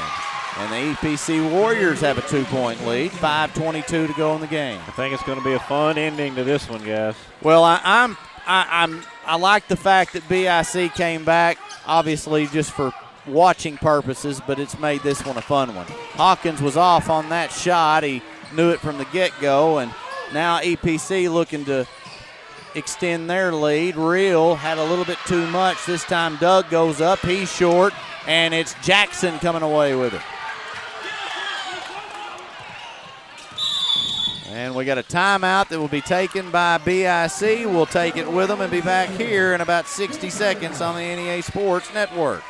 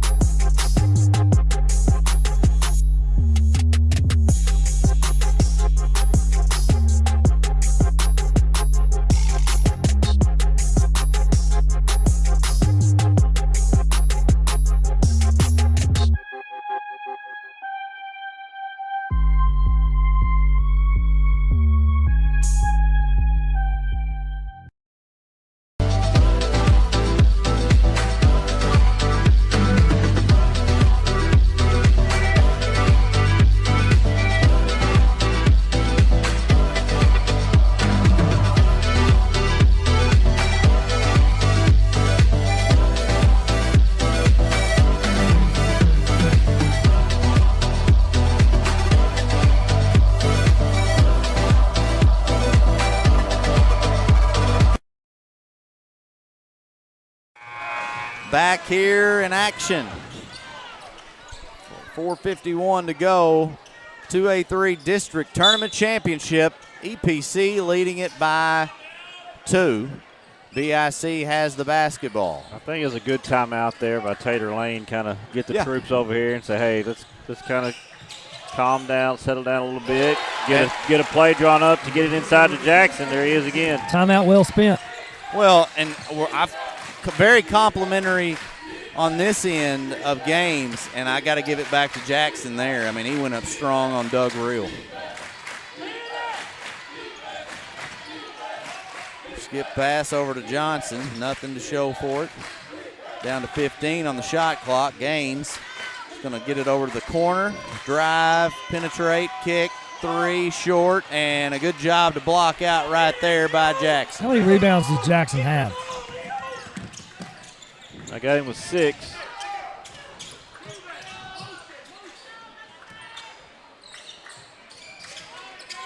Three-pointer going up. It's no good, and a loose ball, and Walters comes away with it. Good job there by Michael Walters.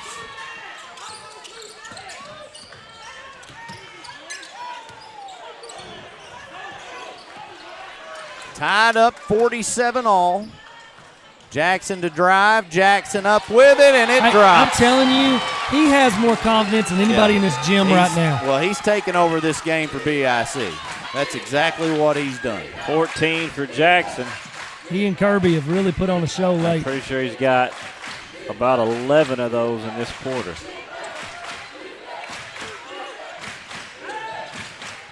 Doug Reel going up with it. He got it. And a timeout taken by Coach Thaxton. We're going to take 1-2 and be back here in a moment. NEA Sports Network.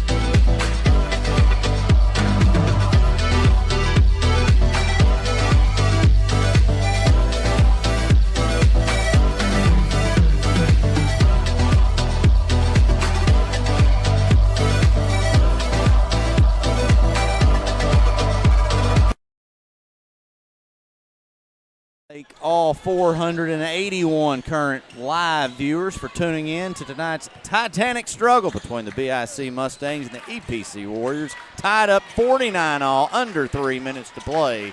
It has been a good one. We've seen a little bit of everything, gentlemen. Jackson got stripped. It'll be BIC basketball, and I'm pretty sure they've probably been instructed at this point. How about we get it to Jackson? Well, and Jackson has a size mismatch right now. I think he needs a basketball. Yeah, that's a good point. The way he's been driving to the bucket. I think not now if Gaines is on him, but yeah, they now switched. Now it's Kirby. Kirby can score as well. We talked about it in the break. I'm watching Coach Thaxton during these timeouts with BIC making a run or whatever. He's calm and collected and not in the panic mode at all. I think he trusts his guys, and why wouldn't you? Gaines will draw a foul. Coach Taylor Lane asking for a walk, and so will about 500 BIC fans. I don't think he did. I don't think he walked. I don't know if he did or not I don't either. think he did at all.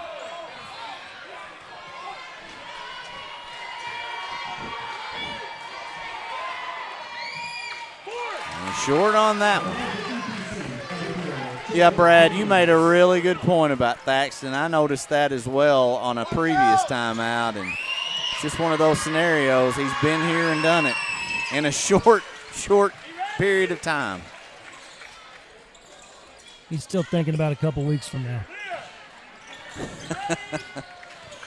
Well, I mean, both of these teams are playing next week, so you know that you got that to factor in as well. And you still want to win this one. Absolutely. I'm not saying that, but you know, he's very, very comfortable.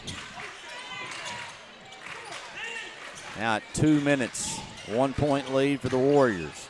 Kirby pump fakes, he'll draw a foul, and he'll go to the free throw line. Yeah, that's 14, Drake Williams. He changed uniforms at half. They notified us. And first time we've seen, he's got a little wrap on his arm, so it must have been some blood issue, but Cord Kirby Did they actually notify us, Brad, or did you just pick up on it? No, they came and told me. I appreciate that. Yeah. Very nice. The official score did. They told the official score. I should have known. That's a guy that does a really good job with that. Tied up, minute 56 remaining for the lead.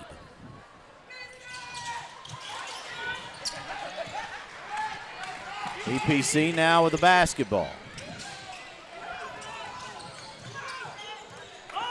Johnson's going to get it, and now let's see what Gaines opts to do. He'll kick over to the corner, three going up. It is money. That is a huge shot by Young. Jamari Young, the moment that ball went out of his hands, it looked good, and it was. And EPC has a 3-point lead with a minute 28 to go. No need to be in a hurry here if you're BIC. Plenty of time on the clock. There is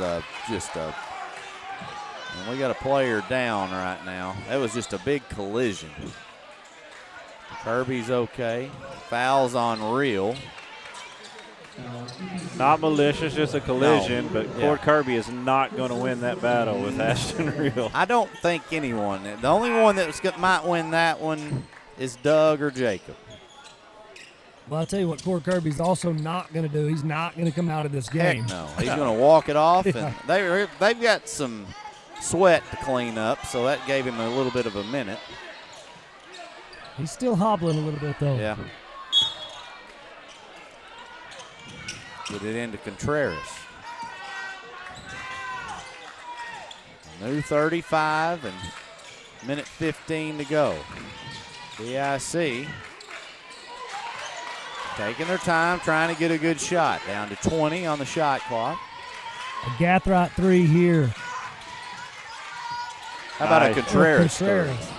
It's off, but Hawkins with an offensive board, and he will get fouled on the floor. The biggest rebound of the year right there for Rylan Hawkins. He went up and got that. And they're going to converse whether this was a shot or not.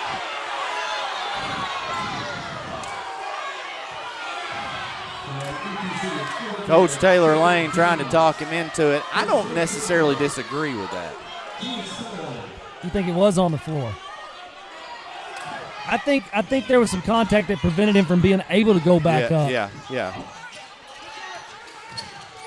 Kirby turnaround jumper.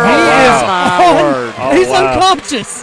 I mean, Brian, you don't understand the degree of difficulty of that shot with the guy in your face in this moment, and he didn't even hesitate. That had a little MJ. That wasn't even a fadeaway. He's laying down almost. And it didn't even touch the rim. I know. Well, I'm talking about that had an MJ look to it. He has 17 now to lead BIC. And with a 1-point lead, there is about a 15-second differential. I can tell you exactly, about 14 and a half between the shot clock and the play clock. It's a full timeout. We're going to stay right here. We're not going to go anywhere. So Brad talked to me for a minute, and we kind of both give our idea. If you're Coach Thaxton in this timeout, you got 7 on the shot clock. You got to take a shot. What are we going to do here? I think they're going to kind of clear a pass, let Jacob Gaines work with the ball. It's kind of been their go-to all game long, and let him get in that logo paint area and work. And if you're BIC, you don't want to foul, but you only got 2 team fouls, so fouling's not I take that back. It would restart the shot clock. So you don't want to foul. You want to contain him, contain a shot, but then you've got to rebound. You've got to keep the reels off the board. And Jacob Gaines as well. I think they're going to run a 4-out. I think you clear everybody out just like you said, and the ball's inbounded to Gaines, and it's one-on-one Gaines and his defender. Now, if you're BIC, you got to gamble a little bit if that happens. You got to prevent Jacob Gaines from getting to the rim. You can't let him get to the rim. So I think you got to be a little susceptible and pick and choose which shooters you do leave open in that spot and have some help sagging down inside that lane, because you got to have some guys down there to rebound. You can't let Gaines get a shot off and go one-on-one for a rebound in this spot. They're going to guard the inbound. And they get it into Johnson. Johnson puts it up. It's way off. It's tipped. BIC has it. And what have we got? We got a timeout for BIC with 11.8 seconds left. And, guys, they've got a chance to win this basketball game here. What a game. I mean, here's the thing. This is what district championships are made out of, okay? 1 point game. You got the ball in your hands with just under 12 seconds to go. You got to get the ball in. You get it up the floor. I try to clear out. I don't know that EPC is going to press too much, but you got to get the ball up the floor, and you got to get something going downhill in a hurry, because you want to take a shot, Brad, with about 4 or 5 seconds left in case the shot is missed. You got a chance of the rebound or a quick foul. Problem is, you're only at 2 team fouls. So if you miss here, you've got to foul 3 times before EPC finally goes to the line. So you've got to leave yourself a little bit of time on the clock in case there's a miss or a chance of an offensive rebound. Yeah, I think I get it in Kirby's hands or Jackson's hands and let them kind of go to work. Kirby seems to be a little bit better downhill and let Xander Jackson kind of spot up or cut in from the corner on the backside. Or I'm not too sure I don't get going downhill with one and let the other roll behind, dump off, and go downhill as well. Absolutely. Then you got both of them at the rim to rebound if need be. Yep. 11.8 seconds to go. Good commentary, guys. And BIC will have to go the distance to the floor in 11.8 seconds. Plenty of time. It'll be Contreras to bring the ball up the floor. Contreras now down to 8. Contreras gets it to Kirby. Kirby looks to go in. Kirby going to go up with it. He gets fouled. Oh, my goodness. Fouled. That's a beautiful play call, because you know for a fact right there it's going to be one-on-one with him and Gaines. If you can get Gaines off his feet, you're going to the free throw line, and that's exactly Kirby. What a heads-up play by Kirby. Got him at the elbow, faked the handoff to Hawkins, and went to the rim and did just a fantastic job of pump faking. And not only is he going to the free throw line. What are the? Oh, we got. Was there a question of whether or not that was on the floor or 2 shots? It's absolutely 2 shots. That shouldn't even be a question. Yeah. We got a timeout that's going to be taken. We'll continue to stay here. I just don't understand what he's pointing at in the conversation. They were wanting to know Coach if it was on the floor. Saxon's trying to get it on the floor. Oh, okay. The other refs may have just asked Blake Kibbins, okay. like, hey, what are we doing? And he said, no, we're going up. That was 2. Definitely. Hey, lost in this, guys. That was Jacob Gaines' 5th foul. Well, so and that's what I was going to say Yeah. to that point. So here's the thing. If you're Kirby, you get to the free throw line here. Now, obviously you want to make both. Right. But if you can go 1 for 2 and send this to overtime, Jacob Gaines is no longer in this one. That gives you, on paper, the advantage in an overtime period at this point. So obviously you got to make 1. You'd rather go ahead and make 2 in this spot. Absolutely. Court Kirby going to step to the free throw line here, and 2 of the biggest shots he'll take in his entire career. District tournament on the line. Chance to tie and take the lead. First one will be big. There's no pressure. Now there's no pressure. Absolutely nails the first one. Now there's no pressure, because here's the thing. BIC, at worst, you're looking at overtime. So at this point, take a deep breath, let muscle memory take over, and shoot this free throw. Don't even look at the clock. Don't look at anything else. Just shoot the free throw. I'm looking at the Kirby plan. Second one up, and he nailed it again. Ice water. Ice in his veins. He never touched the rim. They've got to be really careful right Taylor here. Lane, Coach Lane is telling them that. Get back. Get off the floor. Off the floor. There's absolute reason to be excited, but they got to be super careful. And everybody's maintained control. Wow. First of all, let's give a load of credit to a guy stepping up in that pressure situation and knocking down both free throws. Oh, Mike, here, listen to me. Unless you are a competitor that has been in a moment like this, you do not understand in a hostile gym packed like this, in that moment with that on the line, you've battled all the way back from a 15-point deficit, and you've got a chance to go ahead and win it. You don't understand the pressure of that moment, and for a guy to step to the line and not just make them absolutely you got fouls to those. give right here too. No. You can't foul on the shot, but that's you don't even risk it, because if they're in the act of shooting or accident, you don't if ever leave it up to an gonna official shoot. like that. If they're going to give it in, they're going to shoot. Well, no way. With .5, they got to catch and fling, so yeah, you don't try to foul here. All right. If they make it, you tip your cap. That's the way that you look at this. Here we go. It's in, it's over, and the BIC Mustangs have pulled off a dramatic upset here in Lake City, Arkansas, and they are the 2A-3 district tournament champions. What an unbelievable performance by a multitude of these Mustangs here tonight.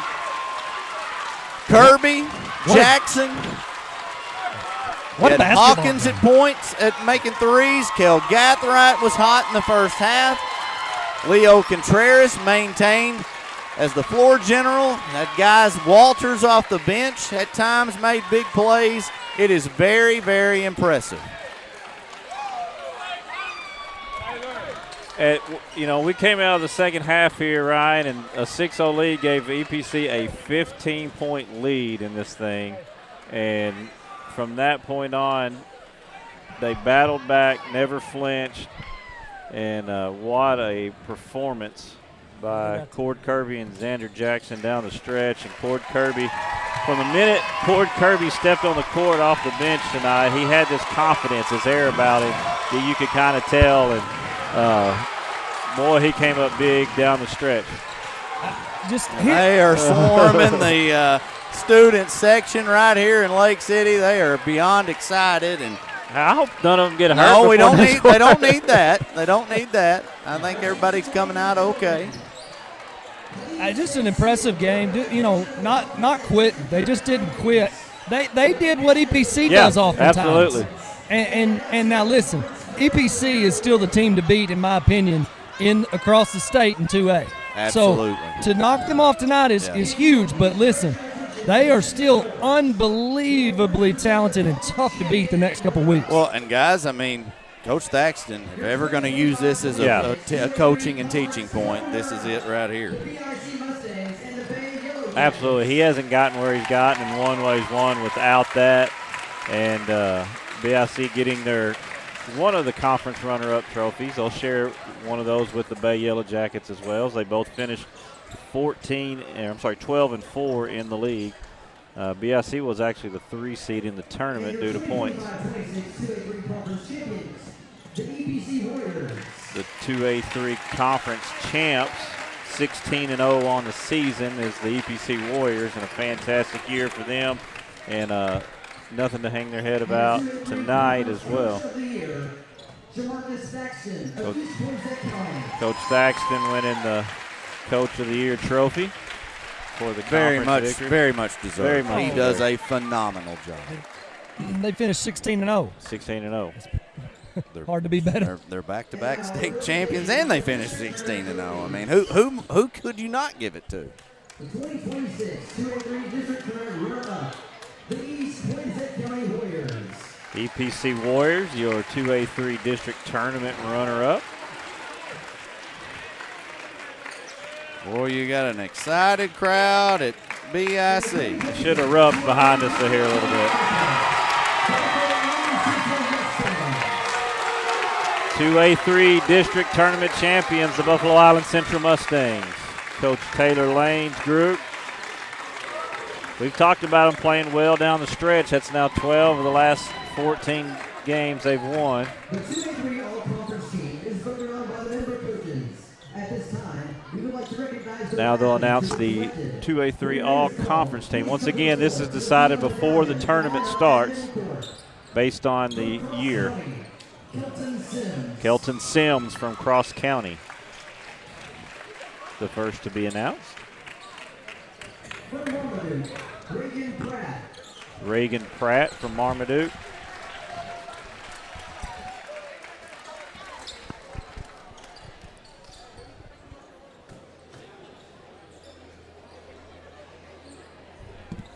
From Corning, Hayden Leonard and Bennett Davis. That was Corning Bobcats. Hayden Leonard and Bennett Davis from the Corning Bobcats.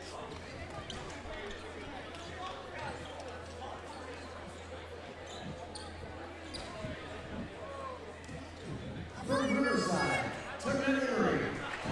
Riverside. And Maddox Stone. Tucker Emery, Daniel Couch, and Maddox Stone. So 3 recipients for the Rebels.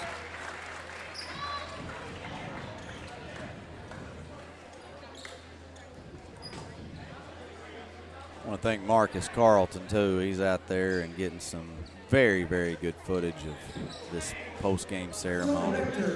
Very cool. From Rector, Lane Hemphill and Ford Mills. I'm sure what Ford's okay. He's got that wrapped around his knee. I don't have an update on that. I'm going to have to ask Coach about that. That's worrisome. From Bay, Cade Spencer. From Bay. Wyatt McElwain and Marky Dodson. From Bay, they have 4. Cade Spencer, Marky Dodson, Jacob Willard, and Wyatt McElwain. From Buffalo Island Central, Leo Contreras. From BIC, Leo Contreras, Phil Gathright, and Xander Jackson.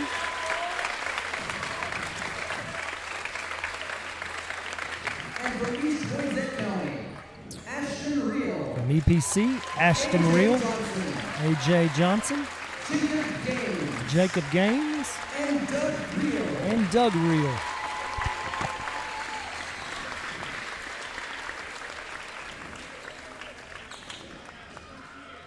They're disappointed. You know what? That they're not used to losing, and as you know, that's the competitor in them. But very much showing good sportsmanship here tonight as well. Your 2A-3 all district team, all conference team before you. Good players out there, Brad. We will await. Yeah, and whoever earns the Sean Tillery Player of the Year is amongst a large group of people. Deep talent pool here in the 2A-3.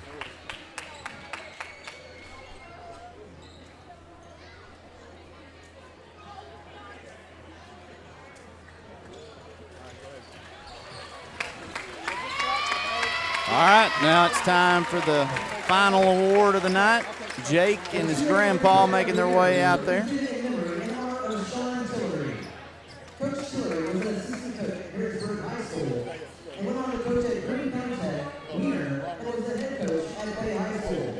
While coaching at Bay, he suddenly passed away from a heart attack at the young age of 31. Coach Tillery was a passionate coach, a loving husband and father, and made a great impact on many young student athletes before he passed away in 2003. With us tonight to present the award is Sean's son, Jake Tillery, along with Sean's dad, Wayne Tillery. We would like to take this time to bring in Brooklyn here.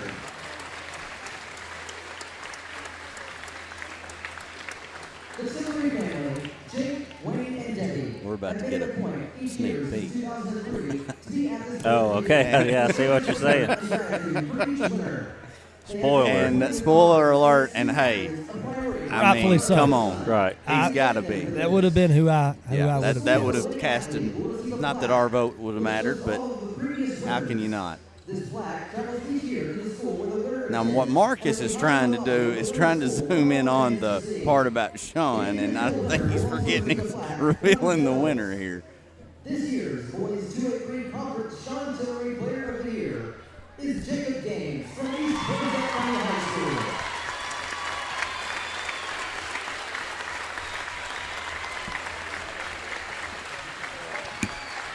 Yeah, very deserving player.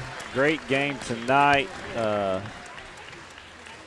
there's, like we said, a number of guys in this league very deep that could have gone to a lot, but very deserving Jacob Gaines of East Poinsett County.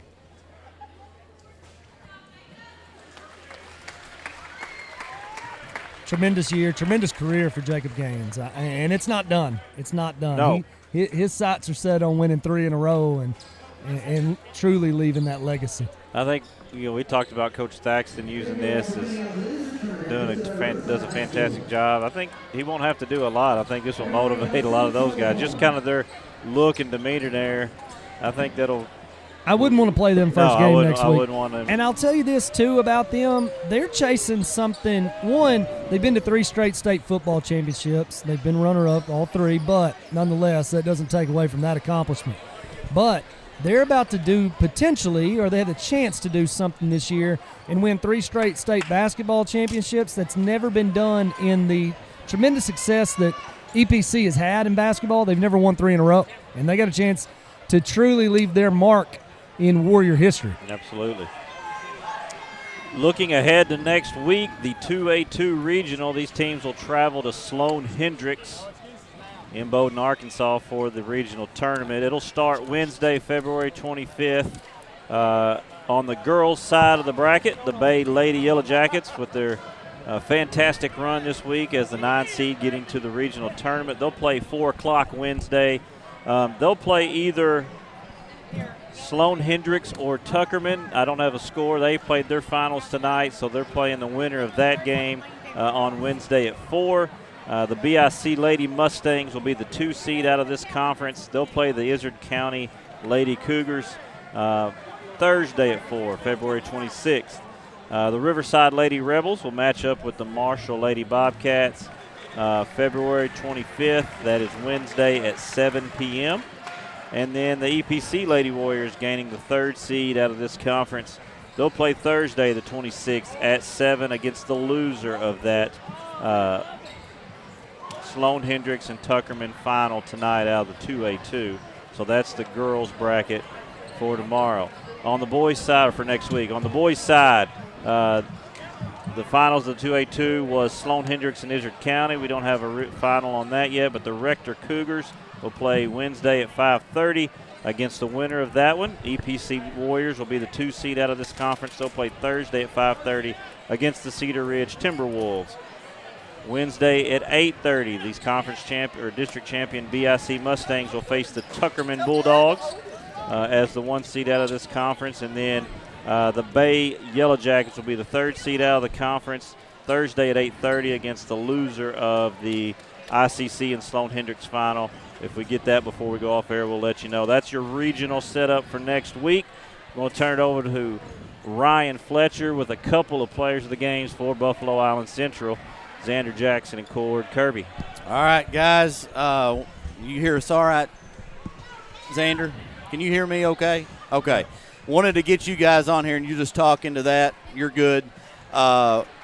Unbelievable comeback. You guys found yourselves down by 15, and the 2 of you difference makers in the second half. Xander, I want to ask you first. I'm going to come to you first. First off, having to go pound for pound with a Jacob Gaines. I mean, he is strong. Doug Reel, Ashton Reel, and you went up there and battled with him better than anybody I've seen. Talk about your performance tonight and in this tournament. Yeah, well, they're all real good players. They're real strong. I just always think to myself that I always got it in me and I can always push myself farther. And I'm not saying I'm better than everybody else, but I like to have the mindset of I can take on this guy. You got to be confident, right? Yeah. Kirby, I'm going to come to you for a minute. I'm going to tell you something else. I apologize. There's about 3 times tonight I called you Cole. So well, you did, and that's what I'm coming to. You couldn't be put in a more bigger pressure situation than to step up there at the free throw line, down 1. You nail the first one, and I mean it's nothing but net, and you do the exact same thing with the second one. Talk to me about being in that situation and technically game-winning points for the BIC Mustangs. Okay, so it's funny you asked me that because I'm sitting there. I asked for a timeout just to, like, get my head right. And then I'm sitting there, and I'm like, I'm new to this school. Yeah. They haven't won a district tournament in 3 years. If I knock these two down, they don't have a choice but to like me. I love that. I love that. And you did it. You did it, right? Yes, sir. So congratulations to you in doing that. I also made a point during our broadcast. I don't know. At one point, and I don't even know if you started last night. Okay. So you come in off the bench early third quarter, and you made your presence known from then until the very end of this basketball game. What happened? So I sat the whole first half, and I came in thinking like, well, we got to slow the ball down. We got to play good defense. We have to move the ball. We were very stagnant in the first half. It kept it close. I came in mid-third. We started moving the ball. And, he could throw the ball at the goal from half-court line. I think that we all knew it was going in. Well, last game we just knew to find Xander Jackson, and we were going to win the basketball game.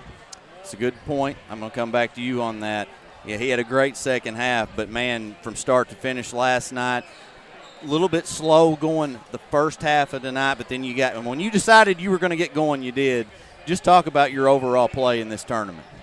Well, like you said, I didn't have the best first half, but I wasn't going to let that get to me. At halftime, we were down, I'm not sure how much, but I come out with my head up. I didn't want to get my head down, and I knew that we could come right back in it, and I knew that we were a good enough team to compete and come back and win us a ball game. Guys, I want to say this too. Coach Taylor Lane's come in. Last season was tough. You weren't even here last season. What a rebound season this year. You finished as a conference runner-up, and you come in here and beat a two-time defending state champion. Talk about your coach for just a second. You want to start? Coach Lane he's a guy that he's a player's coach, if that makes sense. Yeah, it does. He knows what position we're in. He knows what our mindset is. He knows how to make us mad. He knows how to make us happy. He knows how to motivate us. He knows how to get on our tails. He's a good coach overall. And if it's hard sometimes as a player, and I'll speak for the whole team. Like, we came to this game saying we're gonna make them hit threes. If they hit threes, we can't get down on ourselves. And it's hard to trust that because once they start hitting them, it's hard to just leave them open still.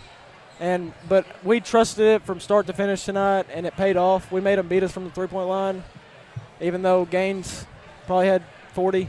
He had a bunch. Yeah. He had a bunch. I'm going to let you comment, and then we'll be done because I want y'all to get out there and celebrate with your team. Yeah, kind of like what Cord said. he's really good to us. At basketball, outside of basketball, right. And he's always there with us, and he's just the guy that we depend on and trust, and we just I don't know if y'all are going to get a piece. Yeah, they're saving a piece of that net over there for you guys. So I don't want you to miss that. That's an important part of winning a championship. Congratulations to both of you guys. I look forward. You're both juniors, right? Yes, sir. So you're not going anywhere. No, you are sir. about to make bigger statements moving forward. I look forward to that. I've enjoyed watching you both play. We've had nothing but great things to say about you. And congratulations and way to represent Buffalo Island Central. Thank you, sir. All right, good luck to you guys. All right, we are going to close this broadcast out. It has been a fun night here in Lake City. I want to thank Dr. Garrett Weaver and Brad Davis for and we're going to slide him over here on this broadcast because he's been a huge part of it. But Brad, closing this thing out, final thoughts. Will, I think that was the word for that. I think the two guys you just talked to, Xander Jackson, Cord Kirby, along with the rest of the Mustangs, just kind of willed themselves to a victory tonight. Got down 15 there in the third and just absolutely willed themselves to victory in a great tournament week for the BIC Mustangs. Don't count out the EPC Warriors going forward at all. We hope, last night was a weird night. We hope all those kids that we saw injured, somehow maybe make their way back or get through it.